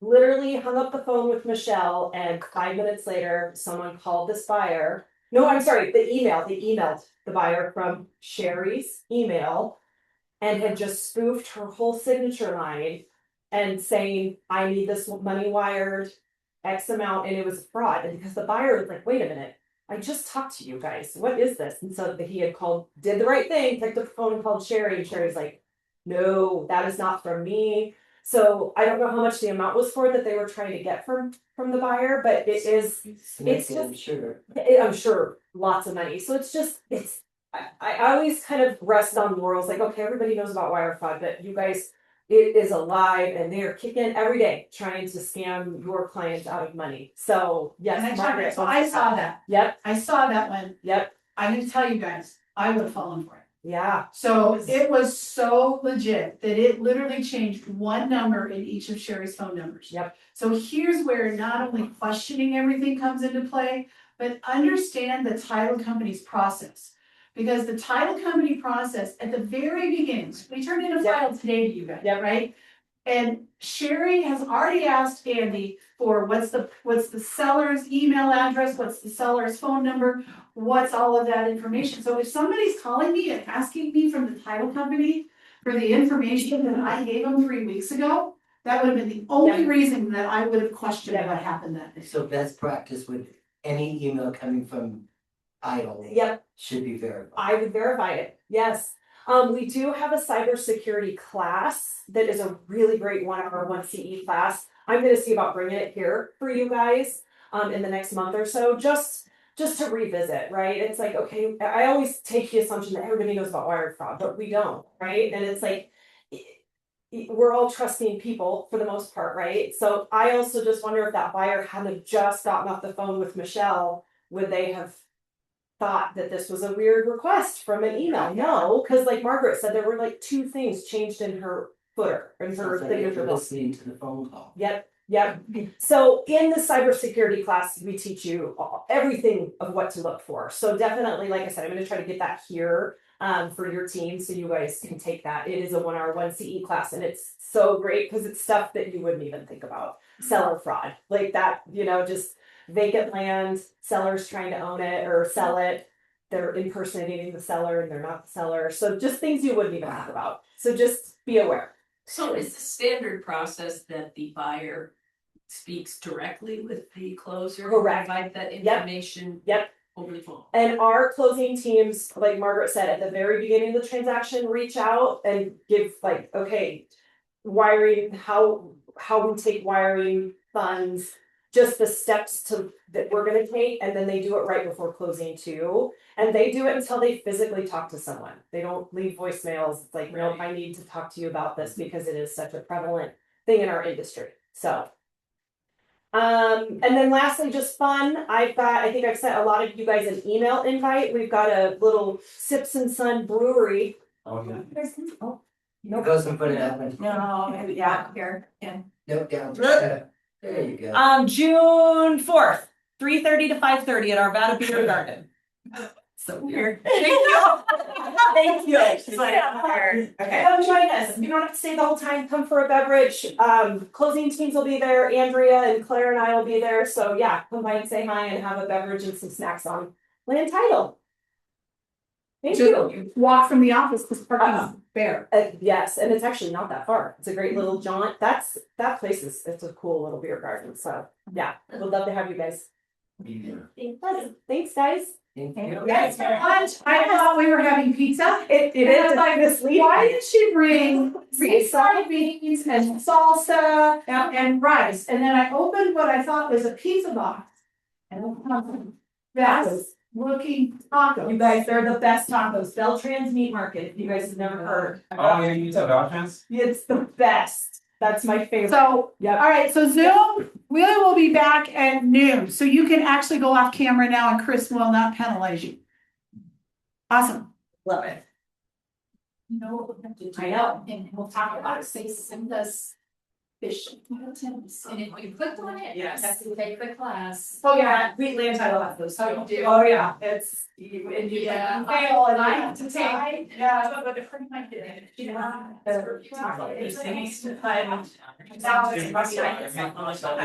She just said this and all the information that come on. So, do I like just share giving about any situation?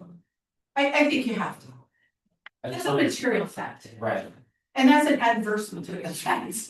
right. I think you have to, right? I think you can tell her, you know. Yes, I mean, you can tell her that, you know, it's this many square feet, it's this, it's.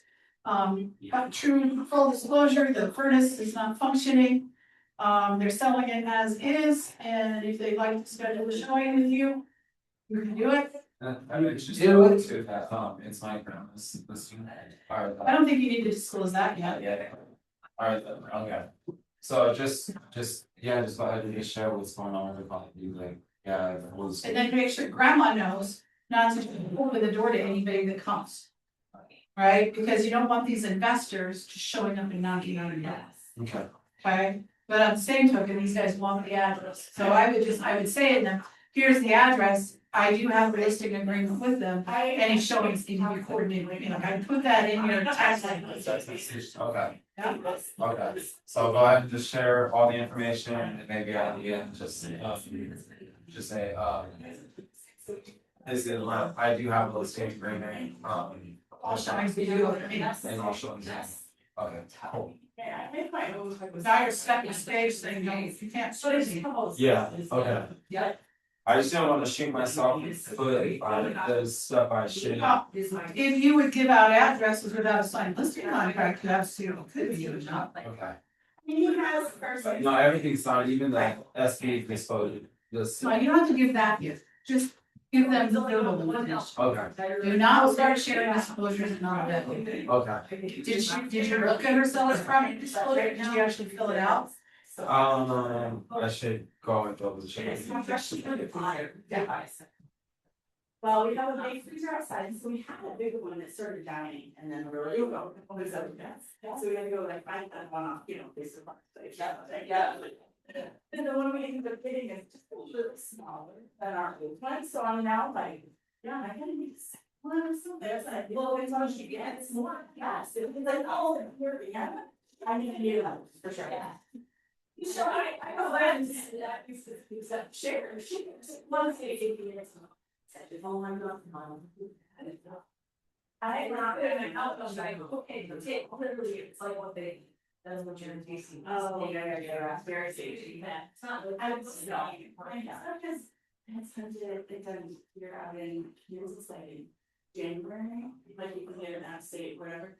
And the deer out there, it tastes different from the deer here. Interesting, because they don't have this. Yeah. And that makes sense if you makes sense. Yeah, that's a good Like, it, you know, Yes. my husband has gone hog hunting, and this is, yeah. That meat is not good. Is it not good? Oh, it's like. Super, it doesn't taste like, it doesn't taste good. It tastes like bacon. I know, I was thinking, but then I heard so in the process of. Yeah, they, like, there was like hair, there was hair left on, and he learned later than us. Yeah, so have left on and leave it, so maybe that's how it is. I don't know, but there's one for us, so I do it different, yeah, and then that's what I said, but yes. Excuse me, all of it. Yeah. Well, that's the message for that lady. She hasn't sent me the pre. Yeah, No, she didn't say us. Oh. She would know. And then just. They just needed farms. Yeah. Thank you for lunch. Courage to go. And.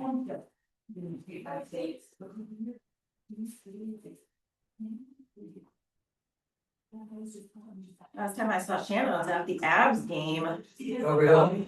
Yeah. Haven't been to an abs game in years. And they just like. Every once in a while, I like to go to the DU. Watch the room. Those are fun games. Yeah, not to just let. I was done that in years. Yeah, I have. Get old. Yes.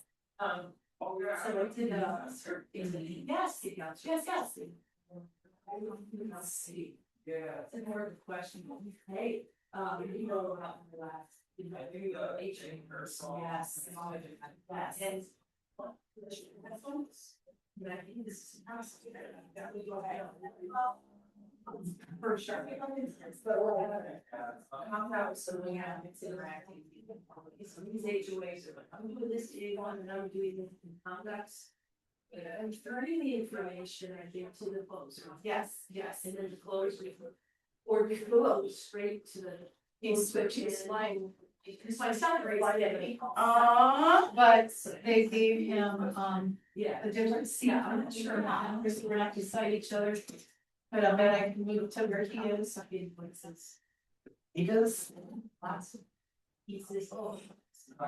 And then when. Sitting down is makes it brutal. Yes. It was also pieces of hard, so. Now, I thought you said if you're online, you have to be visible for the camera the whole time. Yeah. Right. Yeah. Driving? Is somebody, Said it to us. well, I'm not monitoring it, because I have it turned off on mine. There was someone driving the camera wasn't on the floor. I used to not miss. Who was it? Kimberly Pierce? Candace, I think. Oh, she's a new agent, it doesn't matter, she's a new She didn't need to see. And when they presented all this for HOA, I was just curious. you didn't get the final. Wasn't trying to get in trouble. Silver gates. Yes. Okay, well, when we get all light. Yes. I got a little bit of time. Yes, yes. Cause it's like going to my house, so it's like 5 minutes, so. I was thinking to myself, I have hours. Yes. Yeah. These are good. Well, I never knew. By the end, I'm like, yeah, I said, right, yeah, it's partially the housing. You know, I mean, yeah, that you were burden having. But like, in fact, I'll look at your assignment, say that on the property too, just as I also feel like, that's it, when it is, I would think our son is sitting, straight line. Like if it came, well, like she actually, that's rush, and it says. We appreciate you doing this for us. Okay. But of course, she's the person who's. Hopefully you're learning. But. A lot. But so, oh, see. Even though I've done this a couple times, it's been a while. Right, but at the same time, okay. Well, and the first couple of times you did it, it was Margaret telling me what to see. Right. I'm just saying how the exact process. I thought it was gonna get more errors on the one I sent you. I watched your video. Yes. on YouTube a lot. That's why you do it, right? Watch the video, do it, watch the video, do it. That's what I did. How's helpful? Yes, yes. Okay. Yes. Because company. Yes. Yes. I'm gonna walk right. And Yeah, I'm in the Yeah. Wait, let me do some basic. Oh, that's pretty good. You guys be so much. Yeah. And they go do that. I can do it before I come out, take over. Yeah. I might just turn video with this. Keep track. Because they're not able to, clearly not in the calendar. No, there's not. Tell her I am. As long as it's fine, everything. I don't know, I'm possible. Is it 8600? Yes, it was good. But it technically, right, you want this invoice out of it, yes. So that should put it on. Yes, It's really is. I'm so happy they're not all chicken. Right. I looked and I was like, oh, these look good. Pretty sure they don't like the corner of 120 especially too. So good. I'm not a big corn tortilla girl, but these are good. Do you make chicken ones, buffalo chickens? We've got both. One of each.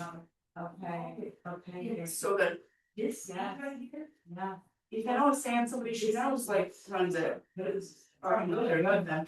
It is. And you can call in the morning, be like, I'm gonna pick up this today. Got it. Swing by, pick up your onions or whatever. They're just a little heavy on the onions. I think it's good, but. Yeah, but. I know, like they're not. You're not the same person. I mean, a little bit goes a long way. I was not like my brother. Francie loves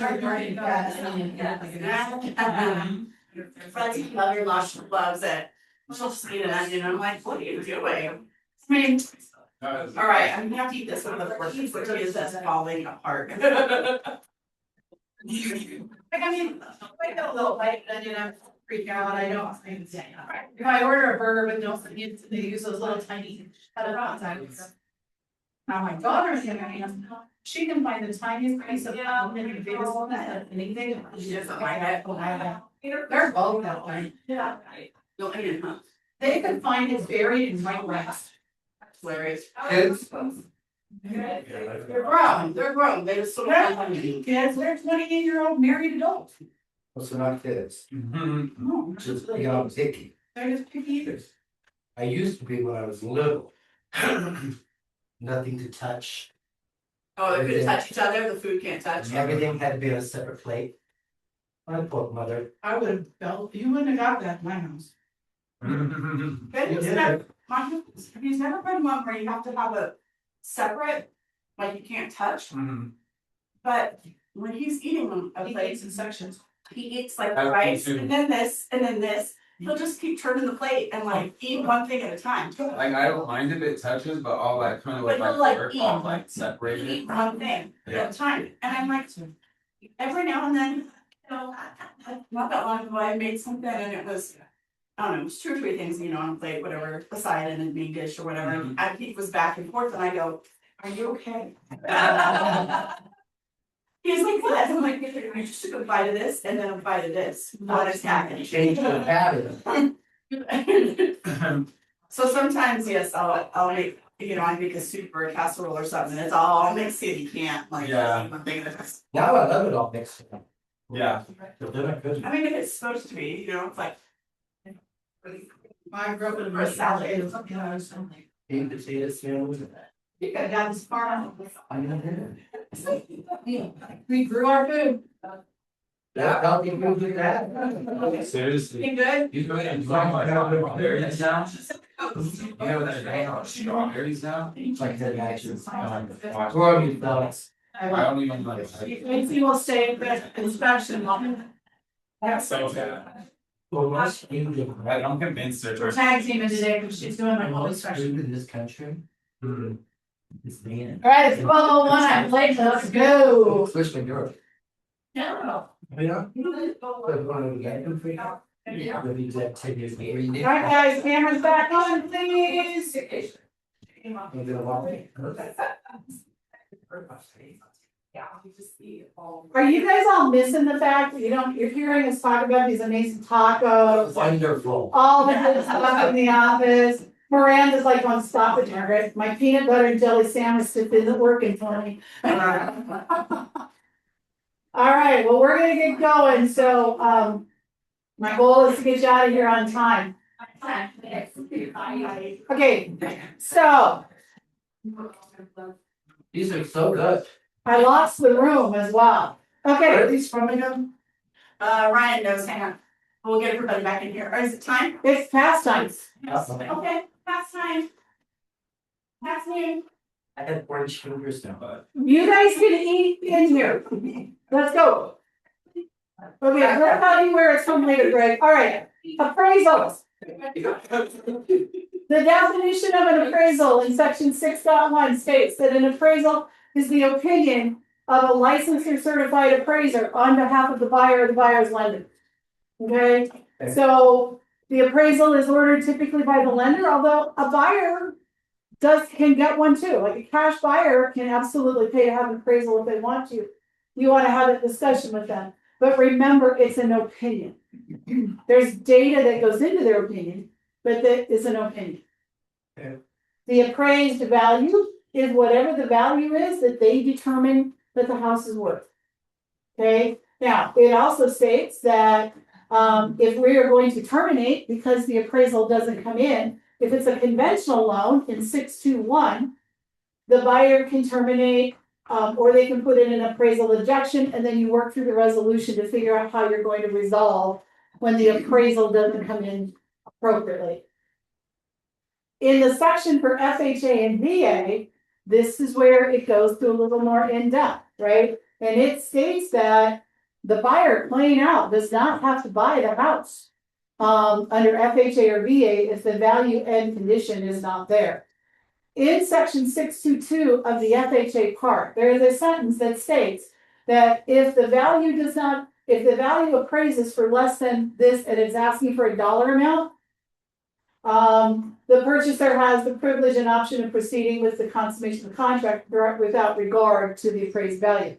And they can still object to terminate and get their money back. I don't want you to put a dollar amount in there. I want you to write the words purchase price with a capital P on both, just like I have it on the screen. Purchase price? Purchase price, yes, sir. So if it doesn't, so I guess if it doesn't come in at the appraised value that they're trying to sell it for, then they can back out. Yes, that's exactly what this section says, right? But it wants a clarified dollar amount. Okay?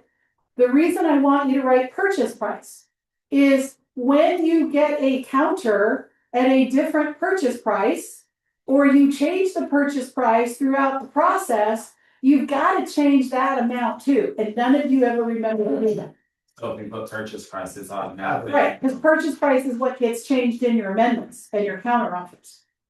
Right, so this is the safest way to do this, right? Let's say that as part of the inspection, if you put a dollar amount in there for $500,000 on a $500,000 purchase, and as part of the inspection, the buyer and seller agree that the purchase price is going to be reduced to $490, and you don't change the 500, and the house comes in at 500, you could have a problem. So that's why we put the purchase price in there.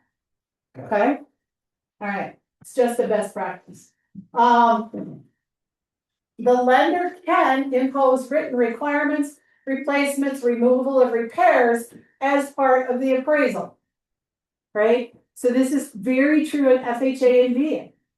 Right? If you have a VA buyer and you have chipped paint in the main property of a house built prior to 1978, the appraiser could make it a condition that the paint get removed and painted over. If you have a stairway without a handrail, the appraiser could require you to put a handrail in before the appraisal is fully good to be able to go through underwriting. Yeah. Okay. Cost of the appraisal in section 6.4, this is where you're going to state who's paying for the appraisal. Usually the person getting the benefit is the one that pays. Who gets the benefit of the appraisal? The buyer. So the buyer is usually, not very often is the seller going to pay for the appraisal. But it's negotiable. Everything's negotiable. I'm just gonna tell you what's common. In 12 years, I'm still waiting for a seller to pay for the appraisal. Okay? Section 7 is all about homeowners associations. Okay? Love them or hate them, they're part of our contract. And as Damien always says, that paragraph must be really important if it's in bold and all caps. Right? But basically, there has to be a disclosure of the community interest or common interest community. Right? And there is a whole list of documents that need to be prepared and provided to the buyer. The buyer needs to be provided the opportunity to review them. Now, you remember that there is a deadline associated with the HOA docs, correct? But guess what? If one comes in late, they get an additional, let's see, buyer has the right to terminate if buyer's notice to terminate received by the seller on or before 10 days after buyer's receipt of the association docs. So if your seller turns in everything they think is appropriate, and then something comes in later, the buyer automatically gets an additional 10 days. This is why it is so important to make sure that your seller is getting all of the documents early. That's why it's important that they have an agent, because that's a lot. Yeah, but here's the thing. We use the services that we have available to us through our friends at the title companies, through ComDot to get those. Okay, it seems to be they're more accurate. The places where that gets to be trouble is when the seller tries to go get them all, and then all of a sudden a document comes out of the woodwork. Okay, the entire list of all of the documents are there. You all passed the real estate exam, which means I believe you all can read. So I'm going to let you read all of those documents that are there. 736 is important. Any written notice from the association to the seller of a construction defect action within the past 6 months and the result of whether the association approved or didn't needs to be disclosed. I wish I could tell you those are unusual. They're not. I live in a community right now that we're in the middle of one. What? I'm in the middle of one with my HOA and my telephones. They're very common, huh? Because of the work that they did have defects, the construction. There could be a whole lot of reasons why the association decides to sue a builder. Right, and it can be all kinds of stuff. Although construction defects does not have to be just related to the work of the original builder. There's another community in the metro area that had roofing repairs done. Some of you'll know which one I'm talking about.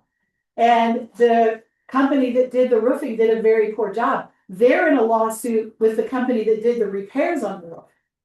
So that you have another construction defect. So just be aware. Okay. Section 8 is all about our friends from title. Okay. Usually, seller selects the title insurance company to provide the owner's policy. If they're going to provide it, you select section 8.1.1. And in that section, it also states that the seller is going to pay for the title insurance. Now, again, everything's negotiable, and I can tell you in the contract how to change that, and you'll start to see it as we continue to work our way through it. Section 8.1.2 is where the buyer selects the title insurance company, and they're going to pay for the owner's policy. Where I most commonly see this is with our investor friends who are flipping houses. They want to pick the title company, and then they do what's called a hold open, so that when they sell the house, the policy just moves through and it saves them a lot of money. Okay?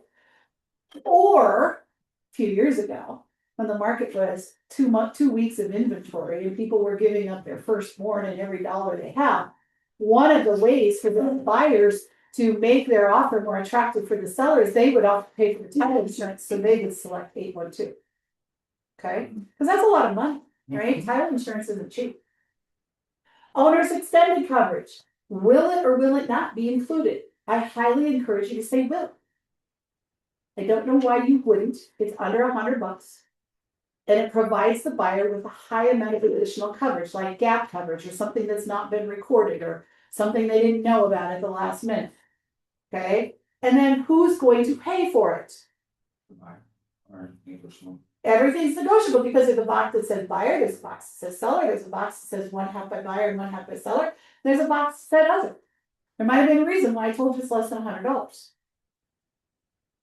So I check seller. My theory, so all it is, and my theory is that whoever pays for the title insurance pays for the OEC. However, you could have your buyer pay for it. You could split it 50-50. We have a broker in the office that when the market was hot, they were paying for it out of their compensation. It's only $95. And if that $95 is the difference between your buyer winning or losing, why wouldn't you eat it? Right? So again, everything's negotiable. But if it's buyer selects title insurance, if I was writing that up, I'd probably have the buyer pay the OEC. If I have the seller buying it, and if the seller buys it.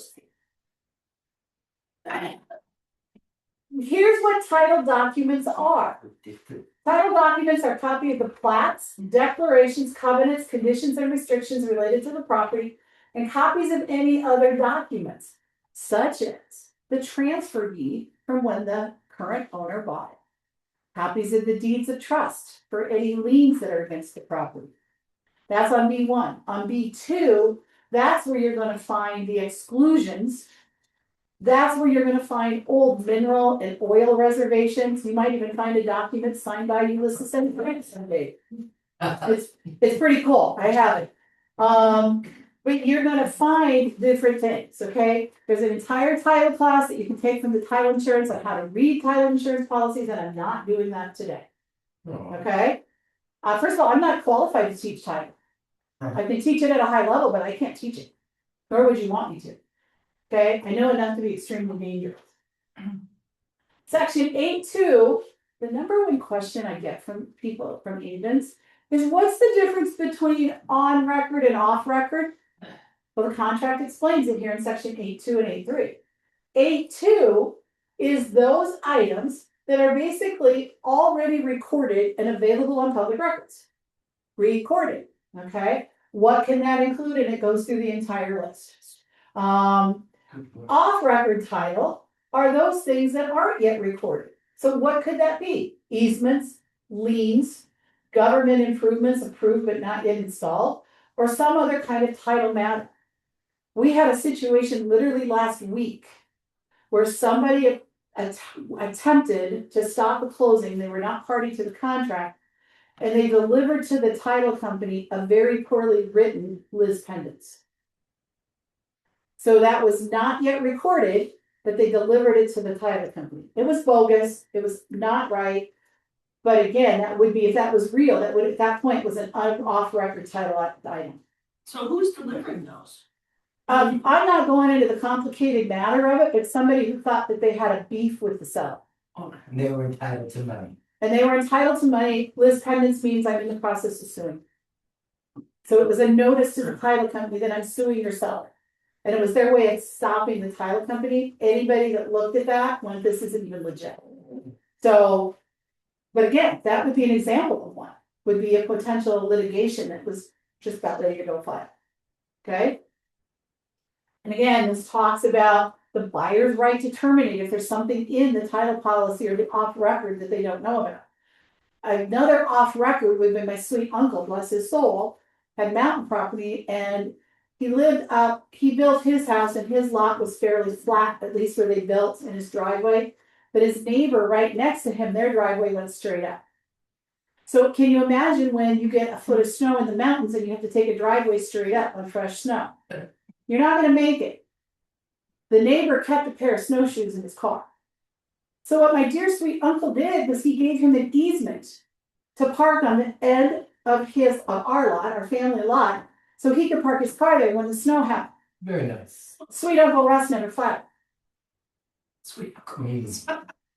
I loved my Uncle Russ. He was like a daddy to me for my last 30 So when years. it's sold, that went away. That was it was an off-record title.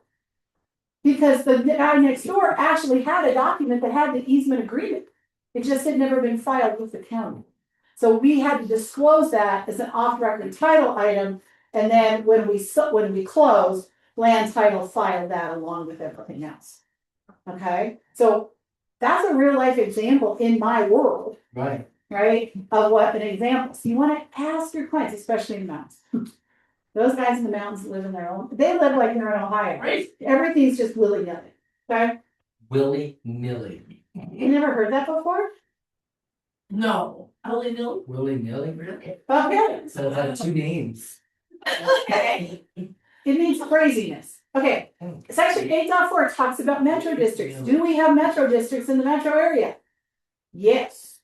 So again, it's all in bold, but it's talking about the fact how metro districts will have higher taxes and they may have tax levies on the property. And there's a place where you put in the website for the metro district. Okay, so know who they are. Anybody want to give me the name of where you might find a metro district? You guys have one, don't you, Kendall? Candelas has one, Layton Rock has one, Whisper Creek has one, Five Parks has one, Highlands Ranch. Highlands Ranch. Castle Pines. Yeah, a lot of those. The newer the construction, the more likely they are. Also, if you go out north into Reunion. So how do you know, right? You ask your seller, right? So as the buyer's agent filling this out, you would hope the listing agent found out. Be smart, because not all listing agents do their homework. And usually at the end. There is a website that I think it links off of Land Title's website where you can find a list of all the metro districts. Okay.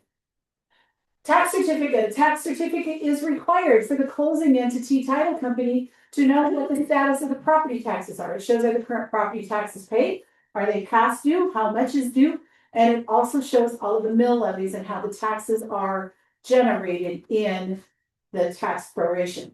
And so tax certificate, who's going to pay for it? Again, I go back to whoever's paying for the title insurance pays for the tax certificate. It's $29. Okay. Third party right to purchase, you're not going to have this often, but this means that is there someone else who has a right to buy the property if there's another offer? You'll see this a lot in New York City, where somebody is selling, they call them apartments, I call them condos, and the community has a right to beat any offer that comes in. So if you own a property in there and you want to sell it, you have to go to the homeowner, basically like the homeowners association, and say, I'm selling my house and I have an offer for this amount of money. Do you want to beat it? Okay, not something we see here very often. And that automatic backup buyer? No, it's not well, kind of, I guess. It's just saying that if you're gonna go sell your condo and you're gonna sell it for under market value, we're gonna protect the value of the community. So I'm gonna buy it from you so that we can protect it.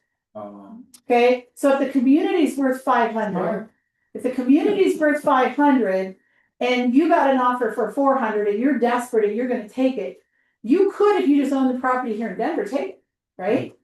But if you live there or have that in the clauses, then somebody else can buy that from you for 400 and then sell it for market value. To save the property. And you mean like that specific unit, right? Is that specific unit Building. 500, or are you talking about like the whole entire? The condo within the building, Okay.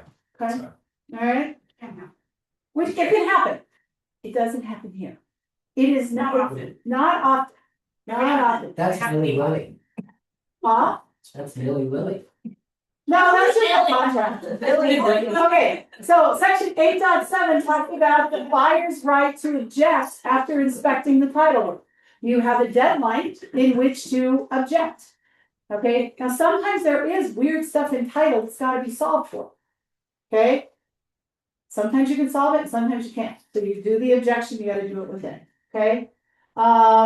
Title advisory, the documents affect the title, ownership, and use of the property and should be reviewed carefully. Okay, especially section B2 of the title commitment. Okay. 8.8 is all about oil, gas, water, and mineral rights. Again, if you've got a property that's got those that you're putting in an offering, you need to talk to Bob and I. There's different agreements that go along with that, and you're probably going to be getting an attorney involved. Does this stay in if it doesn't apply or? Yeah, you can't hide this section, so you just, like I tell my buyers, I'm like, we don't have any water or mineral rights, so we can just skip right through that when I'm reviewing the contract with my buyers, okay? Section 9 is about ILCs and surveys, okay? So an ILC stands for Improvement Location Certificate. The Improvement Location Certificate shows where things are placed on the property within the property lines. It will show you where the house is. It will show you where the shed is. It will show you where the septic system is. It will show you where the leach field is. It will show you where the playhouse is. It will show you where the fence is in alignment with the property line. Because sometimes the fences are not on the property lines. Y'all know that, right? Yeah. Okay. So that's going to show it. I would refer to that as a mini survey. Okay. An ILC is a lot less expensive than a full-blown survey. Right? A full-blown survey is thousands and thousands of dollars. You're typically going to do that if you're going out and buying big mountain property, farmland, ranch, those types of things. ILCs in the metro area, there are buyers out there who just think, oh, I don't need them. This was built by a builder. They had it all lined up and it's a golden. So they don't do it. And I'm going to tell you that at least make sure your buyers have the right to do it. The reason why is there's a little block in Highlands Ranch. Damien tells this story often, so I can steal it. Okay? And it was right after the builders had finished, and this one particular party had bought the house from the builder and they were reselling. Okay? And the buyer on their resale decided they wanted an ILC. They wanted to just verify things. Well, good thing they did, because the property descriptions, the legal descriptions, did not align with how the houses were built, which meant that the property lines between the lots went down the middle of the houses. Which meant that half of my house was on Janie's property, and half of Greg's house was on my property. So the builder, when they built them and they broke up the lot lines, they didn't have it right. Scary? Yeah. Anybody nervous? Yeah. Our former builder ref's like freaking out back there, right? So guess what? Smoking something. I'm thinking Greg was the sales rep. No, I'm kidding. But the reality is that what happened is, thank God that client did that, because then they fixed the entire block. Needless to say, it took longer to close. They had to redo the legal description on every single one of those properties. That was Century Builders. I heard it's one. No, I don't know what. That was a joke. Recording, that was a joke. We don't know who it was. Just kidding. But what I'm saying is that it does happen. Okay? So if you got somebody who wants to know, like, did the fence that the neighbor built really get built on the property line, or did they steal 6 inches from me? Or a feet? What? Do you want this up there or in the office? Put it in the office so I'm not tempted to grab it. I'm curious, when you said that the ILC is less expensive, I mean, do you have any, it doesn't matter. The last time I checked in the metro area, an ILC was about $500 and a survey was $6,000. Yeah. RE Court. And they're the same. No, they're not the same. An ILC is very high level. A survey goes very deep. Okay. You would have to, like Chris was asking earlier about the duplex and the garages, how it would show up on the contract. If you bought a duplex where the current legal description had both sides and you wanted to split it and turn it into 2, you would have to do a full-blown survey to get the exact dimensions of each cabin of that building. Okay? So there's a lot of ways to fill out this section. So in section 9.1, I'm going to check typically new improvement location certificate. I'm going to check ILC. Now, depending on who teaches this class will determine how they tell you to do the rest. Kevin would say an ILC or survey is part of the buyer's due diligence, and so he would have checked buyer. Okay. That being said, I had a client one time as the buyer, and the title company required an ILC I didn't like the fact that my buyer had to pay that money. Right? Because the buyer didn't choose it. The title company that was hired by the seller was required. Right? And so in my brain, I'm like, seller should have to pay for that. Right? So you'll see a lot of agents and you'll see them write some really sloppy things in here. Like it'll say, if ILC required by title, seller pays. If required by lender, buyer will pay. Well, guess what? The lender's never going to ask for an ILC. So the clause that I have written that I like that does two things. If the buyer wants to do an ILC as part of their due diligence, then they have the right to do it in here and they're going to pay for it. But if the title company is going to require it, then I'm going to make the seller order to pay for it. So my clause, if you see it, and if you want to write it down or pick a picture, it says, in the event an ILC is required by the title company, comma, the seller, capital S, shall order and pay for it, colon. Any other ILC will be buyer responsibility. Okay? Okay. Clear as mud? It should be clear. Not even as mud. Again, it's It's right on the screen. In the event an ILC is required by the title company, comma, the seller shall order and pay for it. okay. Any other ILC will be buyer responsibility. Got it. So this is protecting my buyer from an expense that they didn't want to take because there was something weird in the title. Okay? Use it, don't use it, I don't care. I'm just sharing with you something that I've drafted. And I have one more question. So when do you, I know you're supposed to say, make this available to your buyer, but when would you like guide them to, you really probably want to do this? Is there like? It is a conversation from the very beginning, from the buyer consultation. And then when we're writing the offer, and I'm going over the offer with them, either in person or on Zoom, I'll say, I've written you the right to do the ILC. If you choose that you want to do one, we need to get that going because it takes about 3 weeks. But do you ever say, and you should do one because this blah, blah, blah, blah. I will say I highly encourage it. And I tell the Highlands Ranch story. And still 90% of them won't take on the expense. Okay, I see. But if you have an ILC and it's a resale situation, can you use it even if it's dated 2 years ago? Absolutely. And if you have a change though. so it depends. So if you have a seller, like Uncle Russ had an ILC, so I provided it to the buyer. And then because of the easement, they actually, the same company that did the ILC went in and we had to move his septic tank too. So we had to do a refresh on the ILC, but it was much cheaper because we went back to the same company that did the original. But yes, if you have a listing and your client has former ILCs or surveys, absolutely care for those. And we're going to get to due diligence documents, but if I'm writing an offer as a buyer's agent on a mountain property, I'm going to ask for the ILC or survey, right? I'm going to make that part of my due diligence documents. Okay. Okay? Makes sense. Questions on ILCs and surveys? So predominantly you're gonna use it for mountain properties, raw land, farms, not really residential. I want my buyer to get in a Highlands Ranch situation. The one where the property lines for the half of the houses. Okay? That's so crazy. It was crazy. And if you hear Davey tell the story, it's even better, crazier than what I shared, right? But the reality is, it's not always right. Builders aren't perfect when they turn things in, right? And so it doesn't hurt your buyer to spend $500 to be sure, right? But again, it's their choice. Is it their choice to do a home inspection? No. You can't force them, correct? Yeah. They have a choice, but you keep the choice in the contract so they maintain the right.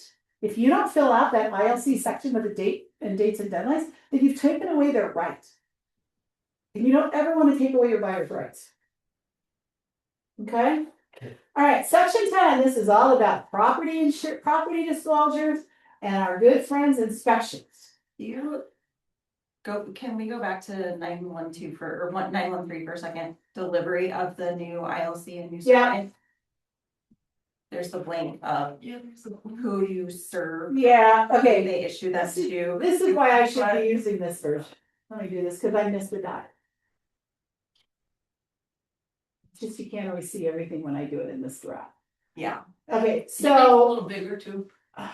yeah, one thing at a time. She's like, it's right on the screen, and I'm like, Margaret, are you kidding me? I can read it just perfectly, and I'm the one going blind. Okay, so, There you go. Thank you. okay, so in this box, buyer, seller, the issuer of the title commitment, or the provider of the opinion of title, and blank will receive a new ILC or new survey. That's just who else is gonna get, okay? By default, as the buyer's agent, you're gonna get it, because you're the one that helped place the order. But if you want to, you can write buyer's agent in that box. Or you could write buyer and seller's agent. But honestly, as a seller's agent, I don't really care unless you find a problem, I'm gonna send it to me anyway. Okay, so I would, if you're gonna put anything in here, I would put buyer's agent, but if you wanna leave it blank, I don't care. Okay, thank you, Jamie. All right. Thank you. Section 9.2 says the buyer has the right to waive or change the survey selection. Huh? Are you just gonna stay on this one? I don't know, you're just gonna tell me when I screw up on the blanks? Well, I sort of miss things. No, No, I love it. We're gonna Okay, get the all right, questions and this is later. not big enough Eyes on that Karen can see it, so we're good. Okay, There you go. all right. So, this is the, you know what? If Dora ever calls, this recording doesn't exist. Okay. Kidding. Okay, Really? no, I'm not. Really? I will delete it. Okay, 10, property disclosure. On or before the seller's property disclosure deadline, the seller agrees to provide it to them. Okay, section 10.2 talks about the fact that the seller must disclose in writing any adverse material facts, subsequent disclosure, and present condition. Okay, and they added a clause in January that the property disclosure is based on what they know based on the date of the property disclosure deadline. So here's the trick to this. Many of us as listing agents will get the property disclosure done at the time we take the listing, right? Let's get it done before we're in the crazy flurry of reviewing offers and all the stuff. Okay? But here's the problem. That occurs. What if something happens from the time they do that to the time you go under contract? You need to fill out a new disclosure. Okay, so as an example, the collector house filled out the property disclosure 2 weeks ago. Earlier this week, they had a small backup in the basement, very small, because they just had the sewer line cleaned. I won't tell you what happened to cause it, but it caused a water to come back up through a shower that had recently been remodeled. Does she need to disclose that? Yes. Yeah, absolutely. So what are we gonna do? We're gonna copy the disclosure she already created, send it to her, tell her to fill in what's changed, and then re-sign it and resend it. Okay? So just make sure that your sellers understand if anything happens, new disclosure. What happens to their? Isn't the cause though kind of important too? Well, that would be on the disclosure. Okay, I'm just choosing not to tell you because it's kind of stupid. got it. Okay? And I'm right in the middle of the contract, so I'm not telling, I can't tell everything. Got it. Okay? Okay? It does say in here that the buyer acknowledges that seller is conveying the property inclusions and included leased items to buyer in an as-is condition, where is and with all faults. So all of you buyer's agents who think that you need to write in additional provisions that the buyer is buying the property as is, doesn't it already say it in the contract? Yeah. Then why are you doing it? CYA. You don't need to, it's already in the contract. So with mine, I don't have to put it as is. No, but you're not the buyer's agent. Oh. It says right here in the contract, Uh, it's already being done as is. You don't need to repeat what's already in the contract. Right? Sherry and Margaret and I were a couple weeks ago, where literally the agent copied sections from the contract above and put it in additional provisions. Why? Why? Right? So this is what I want you to see. The contract assumes they're buying it in an as-is condition. Okay? If they're gonna waive the inspection, then that's a different part of the contract. This already says they're buying it as is. I think that's really, really important because so many agents like to try and write that, and you don't need to. Okay? Inspection, this just talks about the fact that the buyer, in good faith, has the right to have an inspection done on whatever they feel they need to inspect. But if it's as is, what's the point? Well, you still have the right to terminate and you still have the right to negotiate repairs. Right? That's part of the contract, right? We wrote an inspection objection, an inspection termination, and inspection resolution.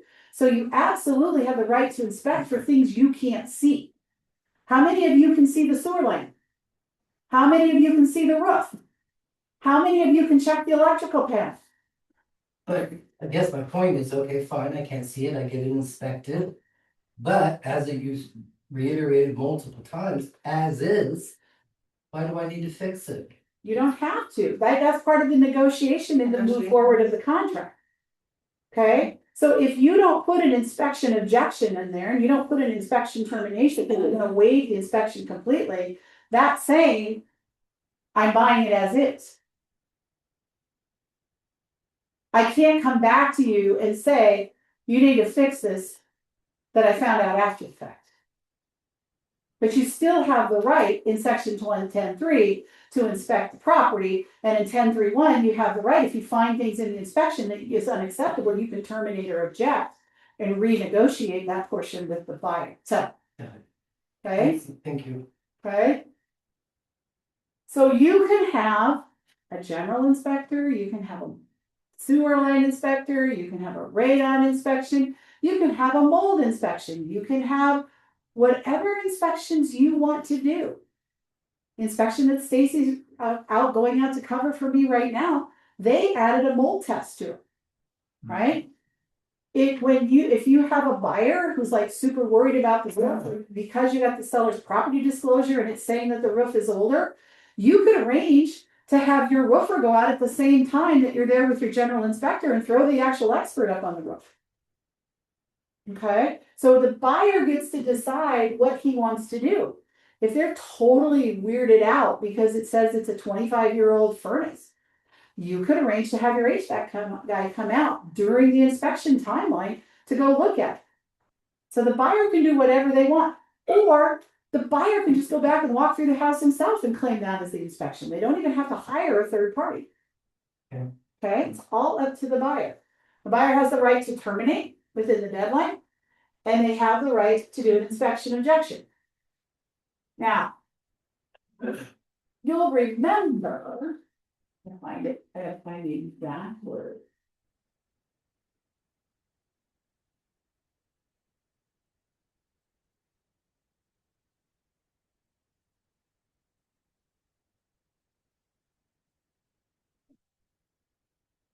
Okay, so I want to go back to 10.3.1. Because one of the things I see in the dates and deadlines. Remember I said that the inspection termination and the inspection objection deadline are the same date. Yeah. Okay, but I will have agents who will say, no. We have to have the right to object, and then if we can't come to resolution, then we have to have the right to terminate. Okay, so this is where you guys' knowledge of the contract is about to get so good that you can out-talk any agent who doesn't get it. It says, on or before the inspection termination deadline, notify seller in writing that this contract is terminated due to any unsatisfactory condition provided the buyer did not previously deliver an inspection objection. Buyer's right to terminate under this provision expires upon delivery of an inspection objection to the seller. So the reason those two dates are the same is it's an either or. You're either terminating or you're objecting. And then that gives us a right to come to a resolution. Okay? Then it says under inspection resolution. If buyer and seller have not agreed in writing to a settlement thereof on or before the inspection resolution deadline, this contract will terminate on inspection resolution deadline. So if the buyer and seller cannot agree to a resolution and they don't sign a resolution by the deadline, the contract automatically terminates. Do you understand why that termination date doesn't have to be a standalone if you're going to object? No, Ryan? You don't get it? No. Okay, if I do an objection, that's saying I want to play ball. I want to figure out a way to resolve this. So I lose the right to just flat out terminate, okay? Right, But if I can't come to an agreement with the seller during the resolution period, okay. and we don't sign an inspection resolution by the deadline, the contract auto terminates. Because it said that here in the contract. It says that right there in section 10.3.3. Okay. That makes Okay. sense. Alright. If your agreement with the seller is say money, and you're gonna put it on an amended extend, you still need to withdraw the objection. So if the buyer and seller come to some agreement, but you're not gonna actually do a resolution, you still have to withdraw the objection. So let's say that the buyer puts something on the inspection objection and the seller says, no, I'm not doing it. Seller does not reply with a resolution. And the buyer goes, okay, fine, I'll buy the house the way it is. I don't care. You have to withdraw the objection or your contract auto terminates. How do you withdraw? Well, on the form, at the very top, you check a red box and it opens up section 2 that there's a withdrawal section in the objection. That's what you're putting. And that's where you would click that, you would open up that field and you'd have your client sign. And then you'd send it to them prior to the inspection resolution deadline. But if you don't, then you would Then I'll make terminates. terminate, okay. And you guys, we had one in the last month. Hmm. That the buyer signed the withdrawal of the objections 2 minutes after the deadline. So according to contract rules, what happened? Terminated. Way to resurrect it. So all of these things are so important. Now, when you resurrect it, does it mean you have to start from scratch? No, there is a form and a document and a bunch of legalese for my other contracts class, which is all about all the other documents that you will learn. Okay. Something. There is so many, right? So this is why those of you that are here, you're learning, right? How many of you guys have already learned something and I could quit right now? Okay, I got some work to do. There's a bunch of people that didn't sign their hands. Okay. I've learned a lot. Damage, liens, and indemnity, right? Basically, if you're out there with your inspector and you damage something, who's liable? You are. The inspector and you and the buyer. So that's all that says. And the buyer. I said that. I know. Okay. Which is we saying, well. Okay. Insurability, buyer has the right to terminate on or before the property insurance termination deadline in section 10.5 if the terms of the property insurance aren't sufficient. Right? I mean, this one can be used for buyer's remorse so easily, Yeah, right? Because that's easy. I don't like the premium, so I'm out. Yeah. Right? And there's nothing you can fight on it, which is why I'm telling you guys as listing agents, if you got one that's way really long, bring that baby in. Right? This is a real issue in the mountains. Because of what? Insurance. The wildfires, right? I mean, to insure properties in the mountains right now is ridiculous. Like a friend of mine just posted on their Facebook today, their property insurance in the mountains is $1,000 a month. Wow. We had to find 5 companies before one said yes. Yeah, that's right. You live there. 200 feet around. Yeah. Say that again? We had to clear a 200-foot Brush. mitigation around, which was not. So Chad cut all those And trees. we had to search and found 5 companies before the 5th one would finally insure us. Really? And what was the premium? We don't want to know. That's Yeah. personal. Yeah, my partner took care of that, so I'm like, don't even tell me, don't even Yeah, tell me. but my friend up in the mountain is $1,000 a month. Outrageous. Yeah. So it is, right? But it's reality, It is. right? Okay, section 10.6, due diligence. This is my favorite. 10. I'm lying. Okay, so 10.6 is where the buyer is requesting certain documents from the seller to review within the timelines that they're given in the contract. Okay, so 10.6.1.1 is occupancy agreements. If the property has an existing lease on it, hold on, I'll move this up so that the pictures are better so you get it all. Okay, so in 10.6.1.1, the occupancy agreements, if you have a lease on the property, and the buyer is going to have to assume that lease, right?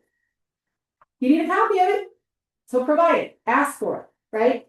I would argue that the contract states the seller should automatically do it, but how many sellers automatically do what they think they should do? Right. So put it in the contract and reconfirm it, it says it all right there. 10612 is lease item documents. What do you think those would be based on our earlier conversation? Solar panel. Pieces, exactly. Water Okay. Yep. Encumbered inclusions, any item that's included in the property that has a lien on it. There's not gonna be a lot in our current world, but anything else that has a lien, you gotta get the documents on it. The solar power plan. If it's on a power purchase agreement, you need a copy of that power plan.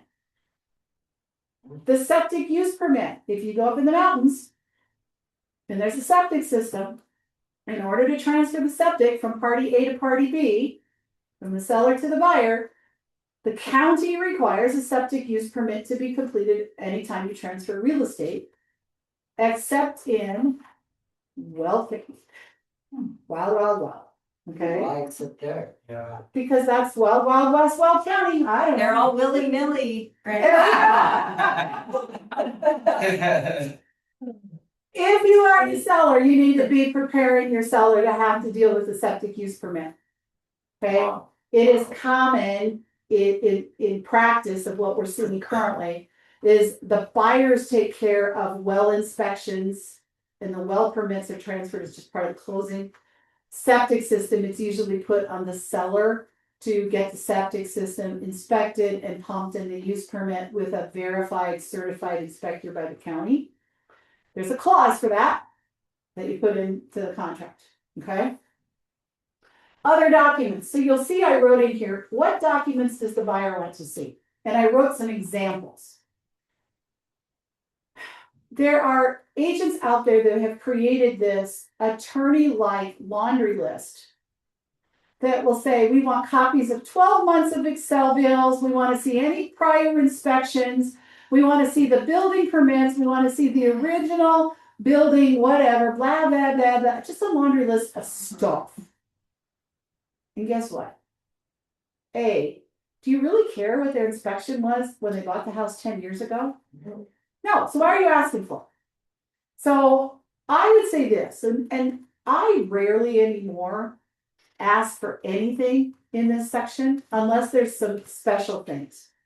So I wrote some examples here, right? Like copy the HOA coverage if they've already offered it up front. If you know that there was maybe structural reports or maybe like new builds, if you're the first one buying a resale new build, I want a copy of the builder warranty, right? Because that's code transfer to me, right?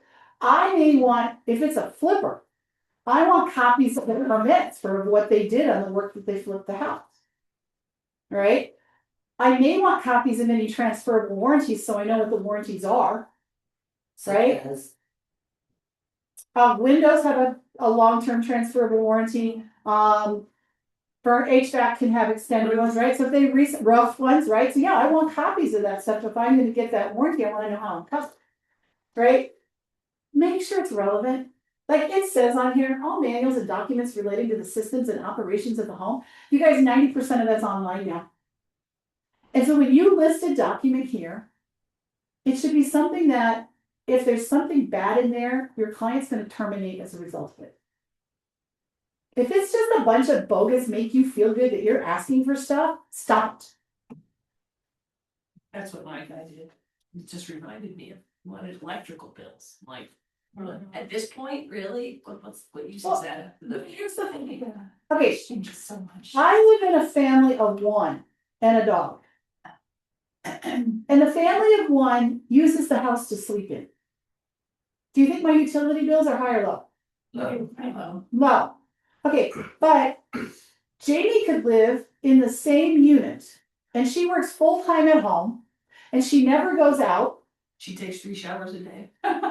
She runs the heat is 74 degrees in the winter time and it's 68 in the summertime.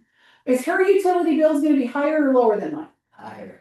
So isn't utility bills dependent on the usage and the living style of the number of people that are living in the house? So why do we care? Yes. This is why Right. So this is one of my hot buttons. He has it was definitely a Just give me it all. It was the hash list, you know. Yeah, stuff. it was the laundry list. Everything in the kitchen. Do you know what I do now? I counter back on You're it. When I get the laundry list, I reply back with what my seller actually has. And I usually include it with the counter off. What's your what? What's your What my seller actually has. So if my seller is a flipper and we got permits, I'll say permits prior to since January 1st of 2020, and I'll send them to them. Because I'll include them with the counter. But I'm not giving them the Excel bill, and I'm not gonna give them the home inspection from 10 years ago. Like, that's just a dumb ask, so I counter and take it out. I'm kind of a jerk sometimes when I counter out. But it's like utilities especially, like water's gonna be higher this year than next. Excel is just going up, so whatever was paid last year is gonna be not inaccurate. It's not relevant. It is not relevant in any way, shape, or form. And so be smart, and that's why I say, what documents does your buyer really want to see? Okay? Questions on that? That was a lot. It is a lot. Due diligence documents in 1062, this just goes through the fact that the buyer has the right to review all of those documents. And then if they find something in there that's not acceptable, they can terminate, as long as they do so within the deadline. And what was the deadline for due diligence we said? It's up in the dates and deadline section. So whatever it is, 14 days, 10 days, I don't remember. Automatic due diligence acceptance, if the seller provides the buyer with a document after the deadline. Guess what? The buyer automatically is extended time to review that for 10 days and can terminate. So it's really important that your seller provide them that information timely, so you don't end up giving them more information after the fact. Because that just opens up your Which one limited says term. that? Yes, oh, there. It says it on the second line, buyer has until earlier at closing or 10 days after receipt of buyer by buyer to review and object to such due diligence document if it comes late. Okay? Conditional upon sale of property. If your buyer has to sell an existing property to buy the new one and you checked does not in the appropriate section above in the contract, you're going to put the address of the property they're selling in the box in section 10.7. Okay. Section 10.8. This is where you're disclosing a lot of things. So pay attention. Did you or do you not have knowledge and copy of the seller's property disclosure or source of water? I'm always checking does not, even if they gave me a version of it early in the offer process, or maybe it was on the MLS, because remember, that document is now as of the date of the delivery date, not the date they filled it out. So I'm always going to say does not. And then if the property does, if it has a will or not, if it does, then you're going to say does or does not acknowledge receipt of the well permit. If you're in town, there is no well, and you're done. If you're in the mountains and there is a well, then did you get a copy of the well permit in part of the pre-offer process? And that's probably a does not. You can always find copies of well permits on the Colorado State Division of Water website. You can search for them and find it yourself. All right, section 10.10.1, lead-based paint disclosure. If a building permit was issued prior to January 1st, 1978, then you need to complete the lead-based paint disclosure. And in that lead-based paint disclosure, the buyer has the opportunity to test for lead-based paint. And then they have the opportunity to terminate. That's what that whole section 10.1 and 10.10.2 are about. Section 10.11, this states that carbon monoxide alarms must be part of the home, assuming it has a fuel-fired heater or appliance, a fireplace, or an attached garage, and a sleeping quarter. I actually had a property one time that did not require one. Because it was electric heat. So guess what? Wasn't fuel-fired heater, and there was no garage, and there was no fireplace. So did that client have to have a carbon monoxide alarm? No, but the stupid VA appraiser made us put one in anyway. That's VA. Okay, so they have to be within 15 feet of all sleeping areas. So if you're a listing agent, just make sure your seller's got them there. Keep it simple.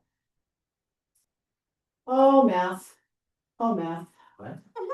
Oh, math in 10.12. Okay, if the property has been completely remediated from prior meth, does it have to be disclosed? No. No. However, if the seller knows that meth has been manufactured, processed, cooked, disposed of, used, or stored at the property, and it has not been remediated, they need to disclose. Remediate. That's so crazy to me that you don't have to disclose that. But if it's been remediated, now here's the thing. There is what they're required to do. And then there's best practice, right? They're not required to disclose that they remediated the place for meth. They don't It's have to. stigmatizing the property, wouldn't it? You could argue that, right? However, one, there's a website that you can go out and search meth tests. You know that? No. So any meth test that's done, they have to report it to the state. Meth test. So you as the buyer's agent could go check out or your buyer could go check out the property and see if it ever tested is on that list. The other thing is, even if they don't do that, there's those silly people with the bundt cakes that show up at the front door after closing. Oh, the neighbors. I see you off the head now. I'm like, Yeah. It always Greg had to catch up. I love cupcakes. So do I.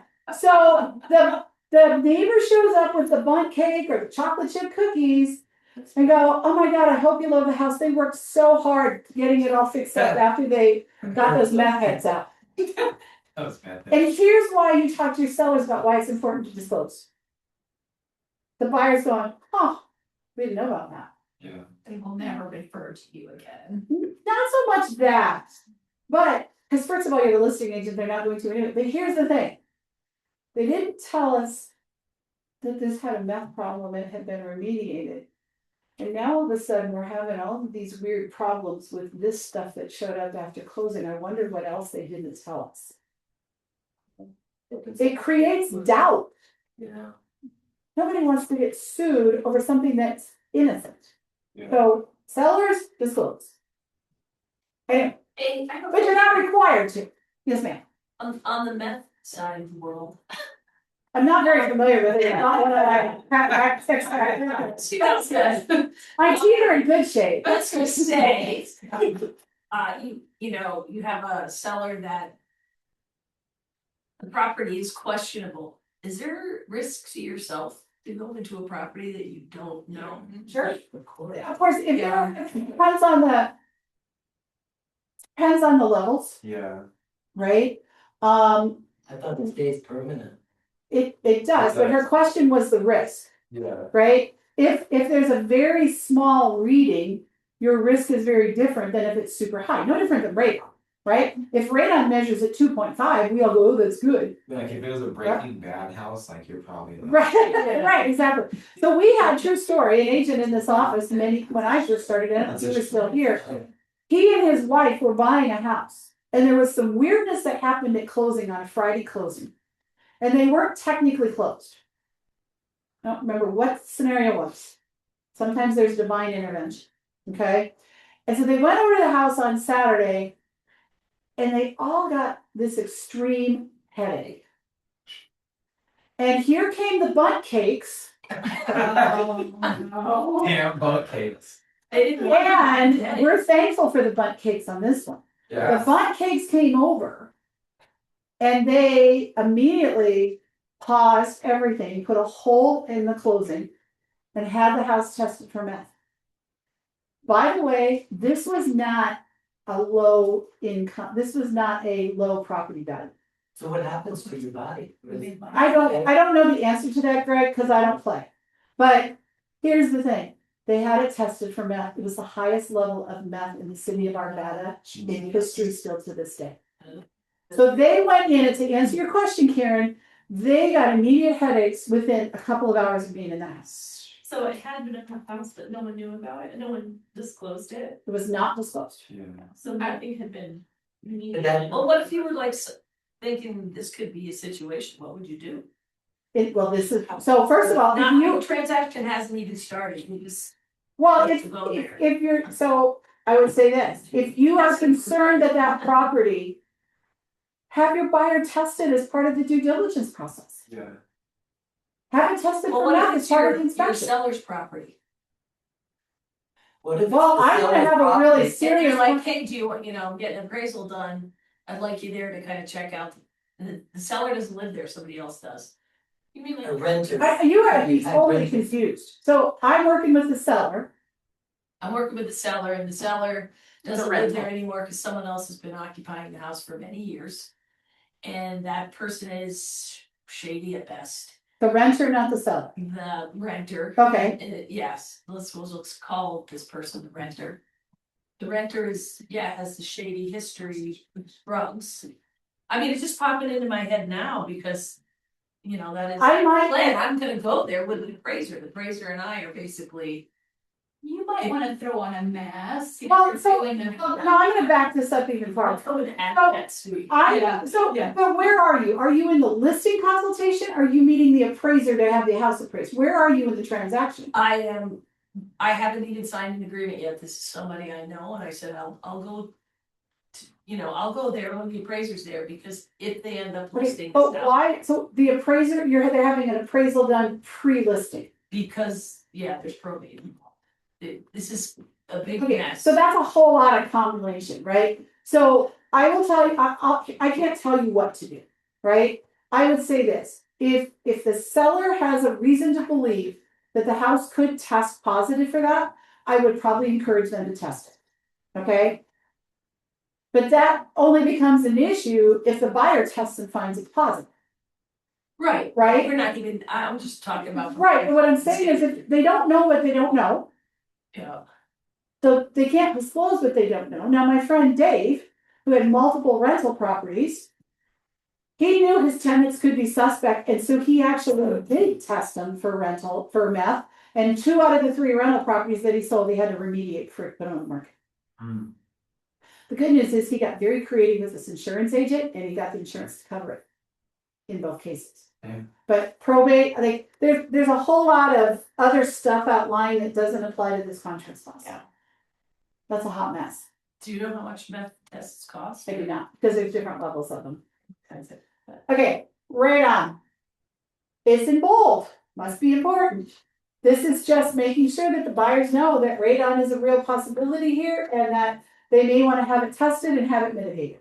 That's what that whole section is about. Woo! Okay, we can do this. All right, section 12, closing document. This whole section is about what is happening at closing and who's paying for what. Closing instructions can be created prior to closing or can be created by the title company. This was a big issue a few years ago when the title companies were not using the same forms as the real estate commission. A few years ago, they started using the real estate commission forms. So what most of us do is we say they are not now, and we just have the title company create them and we check the box. If you want to create them in advance, you can. Section 12.3 closing. This just tells you who's coming to closing, what's going to happen. Talks about the transfer of keys, access codes, garage door openers. The key sentence is the last one. The hour and place of closing will be as designated by. Okay. I want you to use the words title company. Here's why. Now, there's the contract side of the house, and then there's the practice side of the house. Okay? From the contractual side, you want somebody who's the decision maker who says, closing will be here.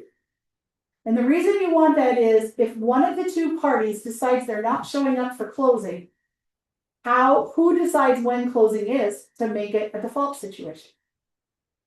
Okay? So if somebody writes in their listing agent and the seller says, I'm not going to closing, don't you schedule it, then the listing agent isn't scheduling it, and so now you don't really have a default in contract. My favorite of all, mutual agreement by both parties. What if they can't agree? This is why I put title company here. This is another thing that Kevin taught me. Okay. Now, practice is the sellers schedule their closing time, the buyers schedule their closing time. We don't even try and meet each other and talk to each other or have fun together anymore. It's something that should be celebratory. So everybody just kind of does their own thing. But putting this in 12.3 is there that if a disagreement happens and some party's not going to show up, there is a defined time, date and time. Okay? Section 12.4 talks about that both parties will have a disclosure of what the different costs are associated with this. Section 12.5 talks about the fact that the seller must assign to the buyer all the leases related to the property, whether it's a tenant, whether it's any other kind of lease on land or something like that. Transfer of title. There are different transfer type deeds. Let's talk about it. So you have a special and a general. Special, the seller is only guaranteed for the time he owned the property. General goes back to the beginning of time. There used to be a big fight about this, right? General gives the buyer the highest level of protection, in theory, right? As Damien would tell you, our friends at the title companies insure a special and a general at the same level. It doesn't matter which one you check. So as a buyer's agent, if you check general warranty deed and you get a counter offer for special, do not die on the sword about it. Just let it go. It doesn't matter. Okay? One's better than the other. But they're not, because the title company insures them as if they're general. Got it.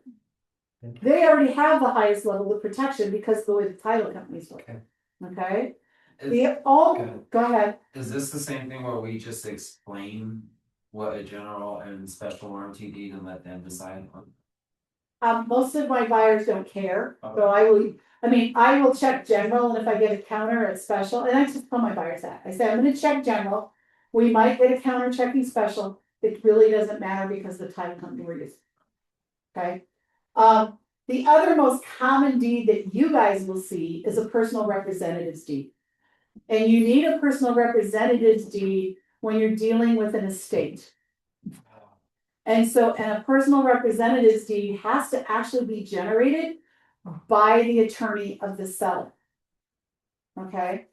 So that's the one that's most common. So if you're dealing with someone who's settling an estate, help your seller be prepared for that. The other one you'll see a lot is a quitclaim deed. We don't normally see those in real estate transactions because those are the lowest level of protection in a transfer. You most often see it when sellers are moving a property from their personal names to a trust. Maybe there's a divorce and they're kicking one of the spouses out, and so one of them's just going to take it from the other one. Sometimes you'll see it if we're removing mom and dad from the house because we don't need them anymore, whatever. So that's usually there comes a time where mom and dad aren't needed anymore, and you don't want them on the deed because you don't want mom and dad's credit going bad and them putting a lien on your house. So there's absolutely places for these. You're just not going to see it a lot in your day-to-day transactions. Yeah, I had to remove my dad because he was a co-signer, but he had to be on there, so I eventually had to just remove him. Just because it's a co-signer. Yep. Payment of liens and encumbrances in section 14 says the seller is going to make sure that all liens are paid. Unless the buyer is agreeing to assume them. Section 15, closing costs. Okay, this is probably the most confusing one sometimes. 15.2, closing services fee. The fee for real estate closing services must be paid at closing by fill in the blank who's paying it. So the closing services fee is the fee that our friends at the title company charge to do the paperwork. It is not all the closing costs of the buyer. Usually shared, right? Yes, but I've had new agents tell their buyers, this means that the seller is going to pay half of your closing costs. Guess who ended up paying half the closing costs? The agent. This is for just the fee. It's usually under $400. Just the fee to do the paperwork. Yes. 15 closing service fee. Yeah. So who pays it? It's all negotiable. We most typically see half buyer, half seller. However, if I'm in a multiple offer situation and my buyer has the ability to pay an extra $200, I might check buyer. Because you can see that right. Well, it just makes your offer stand out and it puts a little more money in the seller's pocket. And that would be discussed before checking. Absolutely, right? You guys have that question scared me. You guys have to be having conversations with your clients about how they want to do this. Please do not be the agents who fill out a contract, send it to the client, tell them to sign it without going over it with them. So I. They get to make some of these choices. Okay, you hit a button there, Greg, Yeah, that's all. right? Damn it. But then here's the thing. Who's got the fiduciary responsibility to the client? If you're not explaining the contract, are you fulfilling it? No. Are you in default? Okay. Enough said. All right, 15.3 is all about the dreaded HOA. So, who's paying what if there's an HOA involved? Who's paying the record change fee? This is the fee that the HOA charges to change the name in their database. Reserves and working capital. Who's paying it? This is usually a forward charge. So a lot of times HOAs will charge a working capital or a reserve. We see this a lot over the 255 plus communities of Heather Gardens and Windsor Gardens, where they're just trying to have extra, they're trying to build their funds, right, or maintain their funds. Other fees, anything that's on the status letter, whatever the HOA wants to charge you. And Karen, do they not just charge away? Yeah, they do. They sure do, right? Local transfer tax, any transfer tax. There is not uncommon for the that there would be a government transfer of the property. Okay, sales use tax in the Denver metro, you don't see them very often, but you get into some of the other counties out, especially up in Summit, you're gonna start seeing some of that. So just by transferring one name to another, there's a tax for that. In some counties, yes, sir. Yeah. Okay. Private transfer fee. You will find these in some subdivisions, Green Valley Ranch to name one, where the original developer put into the rules that every time the house changed ownership, they get a percentage of the sales price. Oh, thank you. So, up to 0.5%. Wow. We're not talking chump change, right? What's 0.5% on a $500,000 house? A lot of money. So, from 15.32 to 15.6, there's no wrong answer.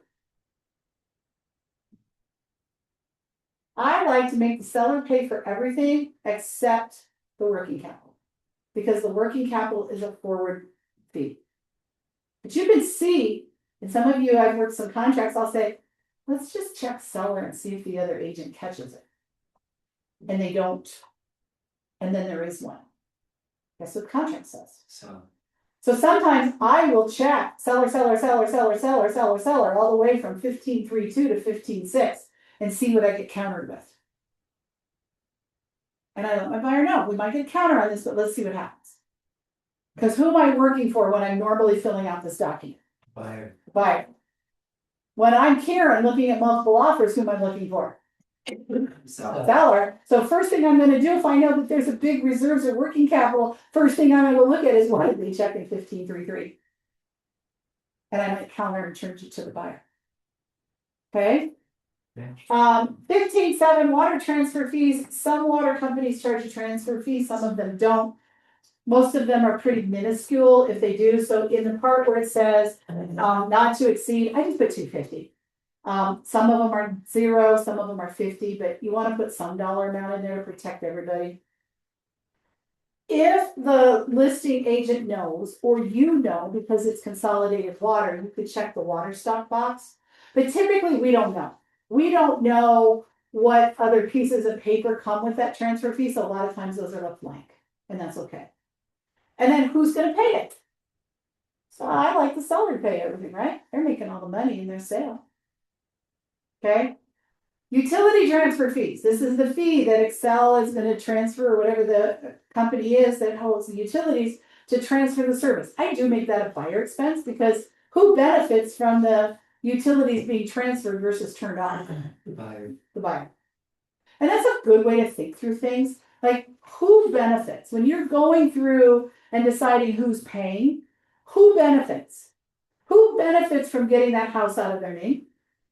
So, who benefits from a future working capital or reserves? Buyer. So, again, no wrong answer. FERPTA, this is, I'm sorry. Okay, FERPTA, is the seller classified as a foreign investor? You're not gonna know this as a buyer's agent unless the listing agent tells you. Okay, so normally when you're filling this out, you're just gonna slide right over it. Listing agents, if you have asked the question, and you better be in every listing consultation, asking them if they or would be classified as a foreign investor and they say yes, then you better be prepared to counter this to make sure that that box gets checked. I'm assuming they would know. Yeah, well, it defines it in here, right? Seller represents that seller is not a foreign person for purposes of US income taxation. Okay. If you have questions on that, talk to your title friends. Okay? Colorado withholding. This is basically stating, okay, let me back up. On FERPTA, if the seller is a foreign investor, the title company will withhold up to 15% of the sale price for taxes. Okay? However, what's really bad about that is who's responsible, according to the contract, for the collection of those taxes? The buyer. Now, fortunately, our title company friends do a great job of managing this. So the exposure to the buyer is very small, but that's what that section says. Okay?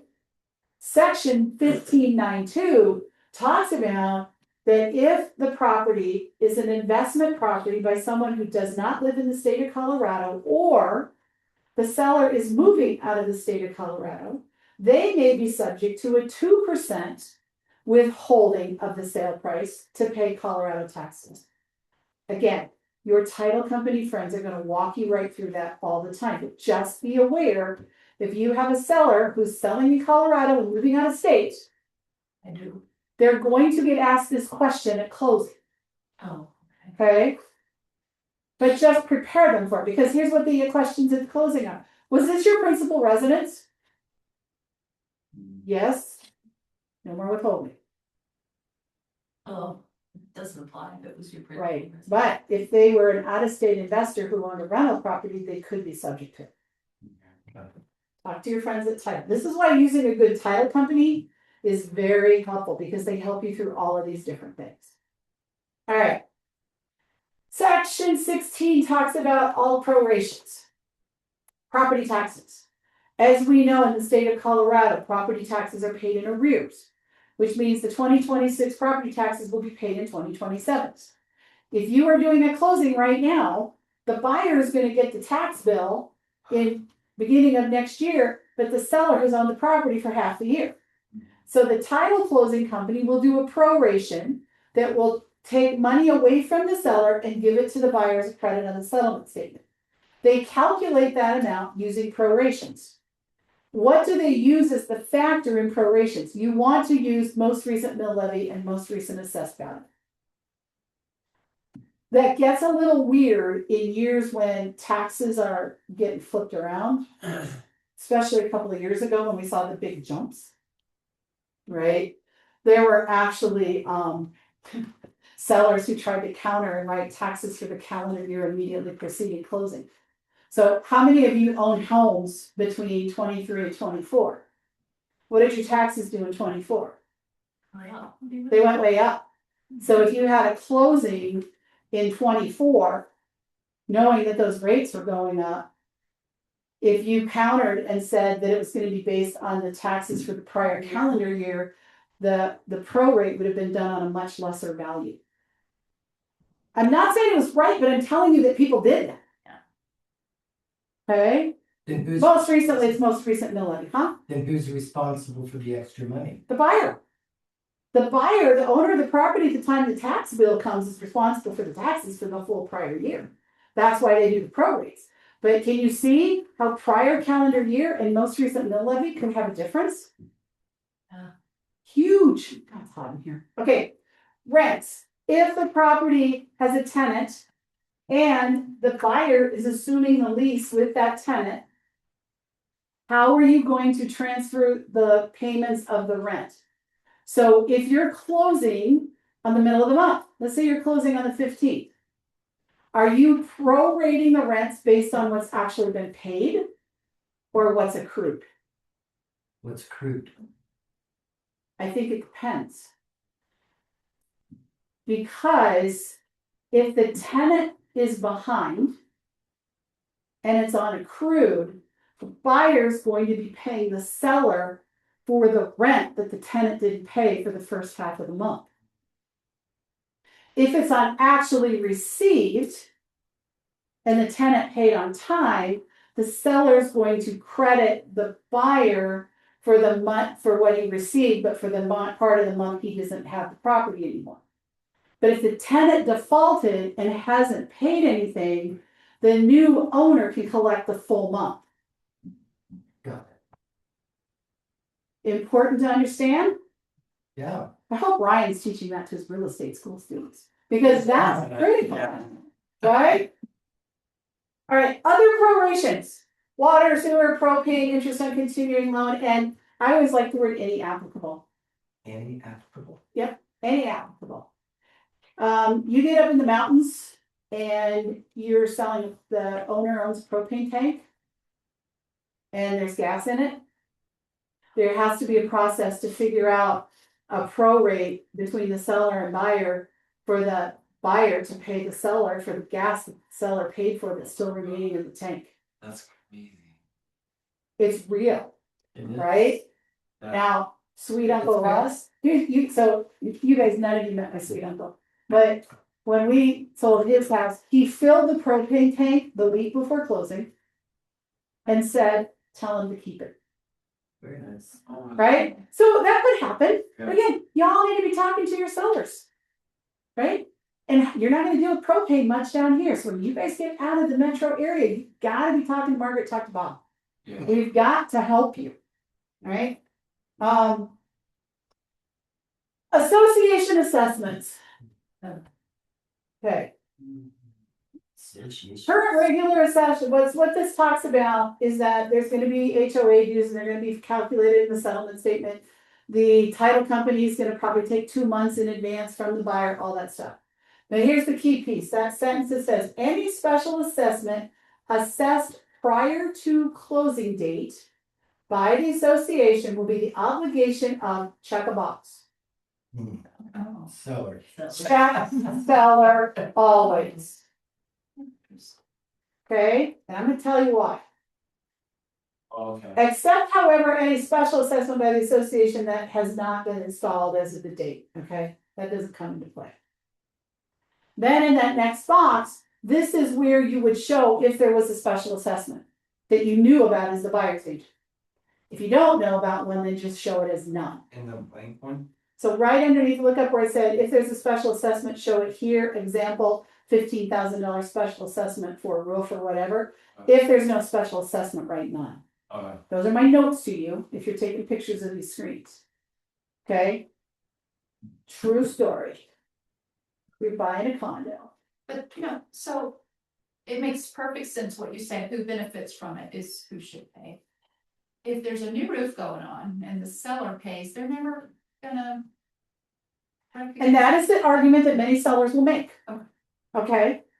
And many buyers are gonna say, I'm not taking on that special assessment, that special assessment happened under your watch and you haven't paid it yet. Yeah, right. Right. So I hear them. I totally hear you, okay? So my buyer was buying a condo out in Golden. I mean, we knew the condo needed some work, right? And we got the HOA docs. And the HOA docs, you know, when I read the minutes, talked about that there was a vote for a special assessment a week before our closing. Oh, sure. So, being the agent that I am, because the selling agent didn't get me the HOA docs on time, what did I have? Average. I had 10 more days. Oh, yeah. But I was nicer than that. I said, you know what we'll do? I'll send over an amendment and I'll adjust the dates of the resolution. It was 2 days after the vote. There you go. So status letter comes in Assessment not there. part. because it hasn't been voted on yet. So the status letter came in before that meeting. But my deadline is after that meeting. This is why paying attention is helpful to you guys, right? I knew the vote was on Tuesday night. On Wednesday morning, I called the HOA. And I said, what happened with the vote last night? And they said, oh, well, it got approved. I said, fantastic, thank you. Hey, title company, I just found out that a special assessment got approved last night by the HOA. I need you to request an updated status letter. Updated status letter comes in, same day. They withdraw my objection. Seller freaked out, because now the contract says he has to pay. By the way, it was $25,000. Okay? It was for all new roofs, all new siding, all kinds of stuff. It was a good assessment, it was a fair assessment, and they were gonna do it over payments. My client's going, I'm not. So we went back and said, so then the seller says, well, I'm not paying that. That's a future benefit. Well, my client happens to be the city attorney for another town. And he says, Margaret, I'm not paying it. And if they want to fight me, let bring it on. Bob got involved. Seller paid it at closing. Now, had I not known, it was still approved prior to closing, right? New owner would have gotten the assessment notice post-closing, correct? But when was it approved? Before. So according to the contract, who has to pay? So, Do you know how hard it would have been? Yeah, at that point, very hard. Exactly. Litigation. Right? So again, I tell you guys these stories not to tell you I'm great, but to tell you where these things are real and to make it understand why these are so important. What made you make that call, or did you just hear? I read the minutes. Oh, yeah. I read the meeting minutes that said they were having a special assessment approval meeting on this date. Ding, ding, ding, ding, ding. Huh? I certainly haven't been reading all the meeting minutes. Now, is it my responsibility as the agent to read them all? No. Buyer. Whose responsibility is? The buyer. But who am I helping? The buyer. is that part of your fiduciary? I'm gonna peruse them. Cause that's like, they say that we're not supposed to know everything, but we're supposed to know. I guess. If you hand it to me on a silver platter, take a look at it. When you get a title commitment, take a look at it. Right? But anyway, that section is super important. Yes. Okay? Possession. This just states that if the seller does not provide the buyer possession at the agreed upon time, that they are going to pay a daily rate. Now, you can make this daily rate whatever you want to. I've seen everything from $50 to $5,000. Now, I believe this, and I'm hearing Kevin right now. Make it so that if the seller doesn't get out, it's going to be more painful than going and staying in a 5-star hotel and the cost of the stuff staying in the moving truck. Why would they want to sell their home and not leave? They may not have gotten everything done, right? You get up into some of these big houses up in the mountains, they may think they can get it all packed and they don't. I'm very worried about that with my collector house, that she's not going to get it all done in the next 30 days. And if she doesn't, there's going to be a fine. She's going to have to pay. The collector's house because it's full of stuff. It's a hoarder house, right? Right. It's fine. You call, so that's what you call it, get to be nice and. Yes, you all didn't figure that out. Nice. Don't you That's collect nice. things, don't I was thinking, what the heck is a collector's house? Yeah. Yeah. Somebody who's got too dang much stuff. Anyway, so possession, right? There's got to be a fine, right? So I really started adapting $500, right? Because by the time you go pay for the Westin and you do those things, it's going to cost them $300 or $400. So if I make this $100, it's cheaper to stay in the house. Right. Thanks so much for the. They gotta pay 'em. Incentive pricing, Yes. Huh? incentive pricing. Exactly. I might start bumping in some of these bigger houses. I think on the offer I wrote last weekend on the bigger house, I made it $750 today. Right? But I had a neighbor that her new house did not get finished on time. She had to change contractors due to her original one passing. So she didn't think her house would sell. Like, there was just a whole domino effect of why she was hoping to stay in. Yeah. Post-closing occupancy agreements can be your friend or your enemy. Okay?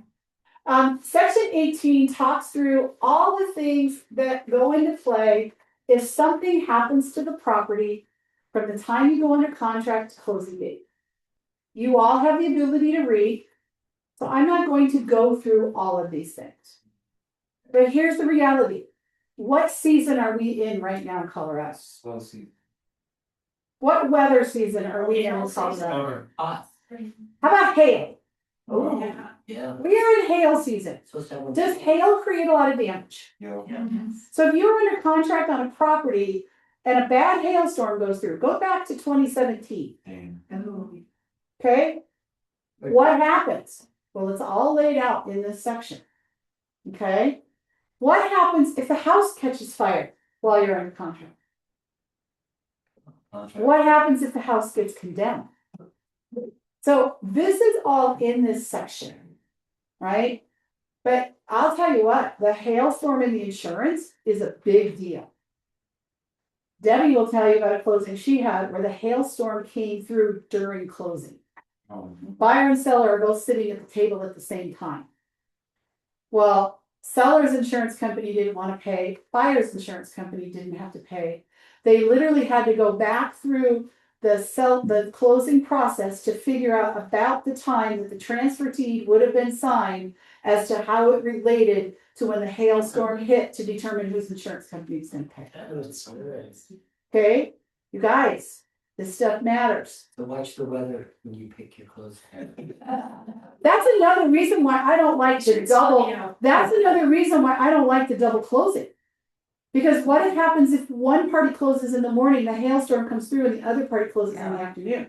Now whose insurance company is going to pay? Because the process hasn't been consummated. Yeah. This, you guys, this stuff all matters. It does. Okay. Anybody scared on Zoom yet? Section 18.4 talks about the fact the buyer has the right with reasonable notice to do a walkthrough after the closing. Please do it. Section 19, it was at the very top of the contract in bold, but here it is again. Please, if you don't understand something or you're not sure, please seek legal or tax counsel before signing this contract. Okay. Section 20 talks about time is the essence, which means we're going to work together. We're going to get things done timely. We're all trying to work in the best possible way we can. It also talks about what happens if one party is in default or not, right? And it specifically lies into specific performance. I would not recommend, as a buyer's agent, checking the box in 20.1.1. Because if you read that section, it states that the seller, if the buyer is in default, not only can they keep the earnest money, but they could actually force the buyer to buy it or have to pay them additional damages. So if I'm the buyer's agent, why am I signing that? Why would I check that box? You wouldn't. Okay. It also says that the seller's in default, that the buyer could go after them for damages. Okay. Don't check that box. Do not check 20.1.1 ever. Okay. 20.1. Okay. If you check it, I will call it out so fast you won't know what hit you. All right. Legal fees. Anything contrary, this is just like what are the reasonable costs. So if the seller and the buyer get in a dispute, this states that they agree to go to mediation first. Okay. Earnest money dispute. This states what happens if there's a dispute over earnest money. If the buyer believes that the earnest money should come back to them and the seller says no, what actions do the buyers have to take within 3 days after that to get things going? If you get into a situation like that, you need to just straight call Bob. Okay? Because that's when it involves demand letters and attorneys and things like that. So if you get into a case where there's an earnest money dispute, you need to get with Bob right away. I'm happy to help you, but I'm going to call Bob right away. Okay? And who pays for those legal fees? Which legal fees? The one you just said, go to Bob. Well, how much do you pay to ask Bob a question? We have Bob's for attorney here. So you don't pay for Bob, right? And Damien, we pay him monthly to be on a retainer for us to help us. Okay? That's good to know. the office. Okay? Termination, the right to terminate. Now, if you need to hire an attorney, that's gonna be on you. Say it again? If you get sued as the broker, you're gonna have to find your own attorney to defend you. Damien's not gonna defend you. He defends the office. Damien's not gonna help you. Huh? What? Damien's not gonna help you. Yeah, but he does help you in many, many ways because it never gets to that point, Yeah. right? As long as it's protecting the house. Yes, if it's protecting the house, absolutely. But if you were to get sued and named in a lawsuit, first of all, you need to call Bob right away because we gotta implement the E&O insurance. But if you ended up needing an attorney, you would be responsible for your own. Got it. Okay? All right. Termination, who has the right to terminate? So this all lays that out. Basically, the rights to terminate in this contract primarily favor which party? The buyer. The buyer. Right? As long as they're terminating within the terms of the contract, they should be eligible to get their earnest money returned. Section 25 just talks about any addendums or anything are equally as valid and binding on the contract. Section 26 talks about what's considered notice. Staple to the front door. I have a pet peeve about 26.2. So I have two pet peeves. So it states that it is determined notice if you receive the information at an electronic address. So that would be email. Mhm. Okay, so that covers your CTME, right? The CTME comes through the system, right? Then it says facsimile. And I got a fax number? Used to. Do you have one today? No. Okay. Or it says so by facsimile or email, or then there's a blank. I love it when you guys write text. Certified mail. Do not make text an official notification, so stop. Yes, you could do it certified mail, you could copy it and hand deliver it to the agent. That's not real in our world. Right? But electronic delivery, which is what paragraph 26 is specifically about, do not use text. And for those of you in coaching who I review your contracts, stop sending me screenshots of contracts in text. I can't read them. I can't see them. Sorry, send them to me in CTM. The physical delivery section, Greg, about hand delivering it is in 26.1. Okay. Thank you. Notice of acceptance, the proposal will expire unless accepted in writing by whichever side is relevant. Good faith, this just talks about that all parties agree to work in good faith and that you're not going to try and not play by the rules. I don't know how you prove good faith, but it's there. 29. Okay, we're all in the same brokerage, right? I don't have anybody that's not K-Wave on this call, right? Okay, good. They didn't answer. I want you all to get paid. Gosh, Chris would have told me if there was. Mm-hmm. Okay, so first of all, don't even try and use 29.3. Just don't. No. It was put in there when we didn't understand how the NAR settlement was going to play out. Don't use it. It doesn't work. It's not how we're doing things. It's not in practice. Cost it out. 29.1 is the portion of the buyer's agent compensation that is going to be paid by the seller on the settlement statement. Section 29.2. Wait, say that again? Section 29.1 is the percentage of compensation to be paid by the seller on the seller settlement statement at closing. Okay. Section 29.2 is the percentage that the buyer is going to pay the buyer's agent at closing. All right, so let's pretend, I can use real numbers, but let's pretend that you are a super strong buyer's agent, because you all are, and your compensation fee is 3%. Okay? And your buyer signs the exclusive right to buy, which we're going to cover next month in a CE class, and your buyer agrees to guarantee you 3%.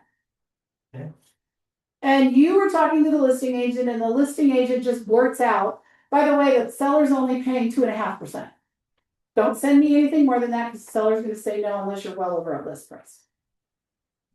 Some of them will say that. Okay? So you go back to your buyer and you say, talking to the seller, they're only willing to pay 2.5%.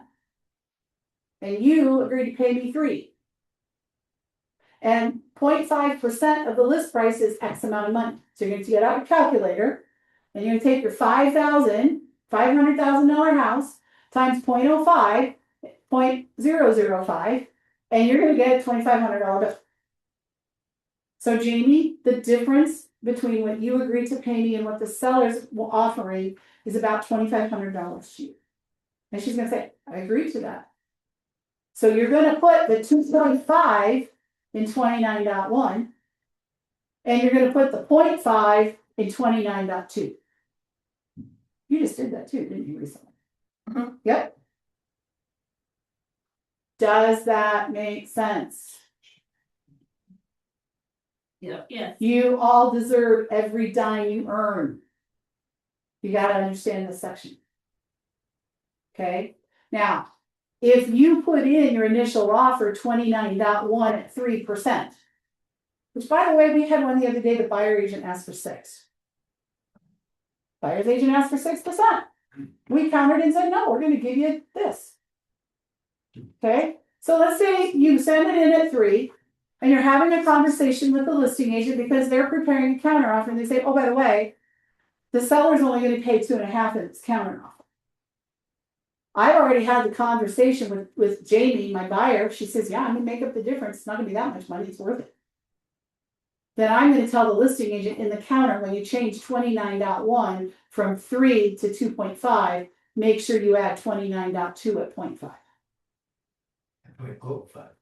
No, it's 0.5 here. In a calculator, it's 0.005. Because it's a 0.5% different. Or 0.3%, or whatever that difference is.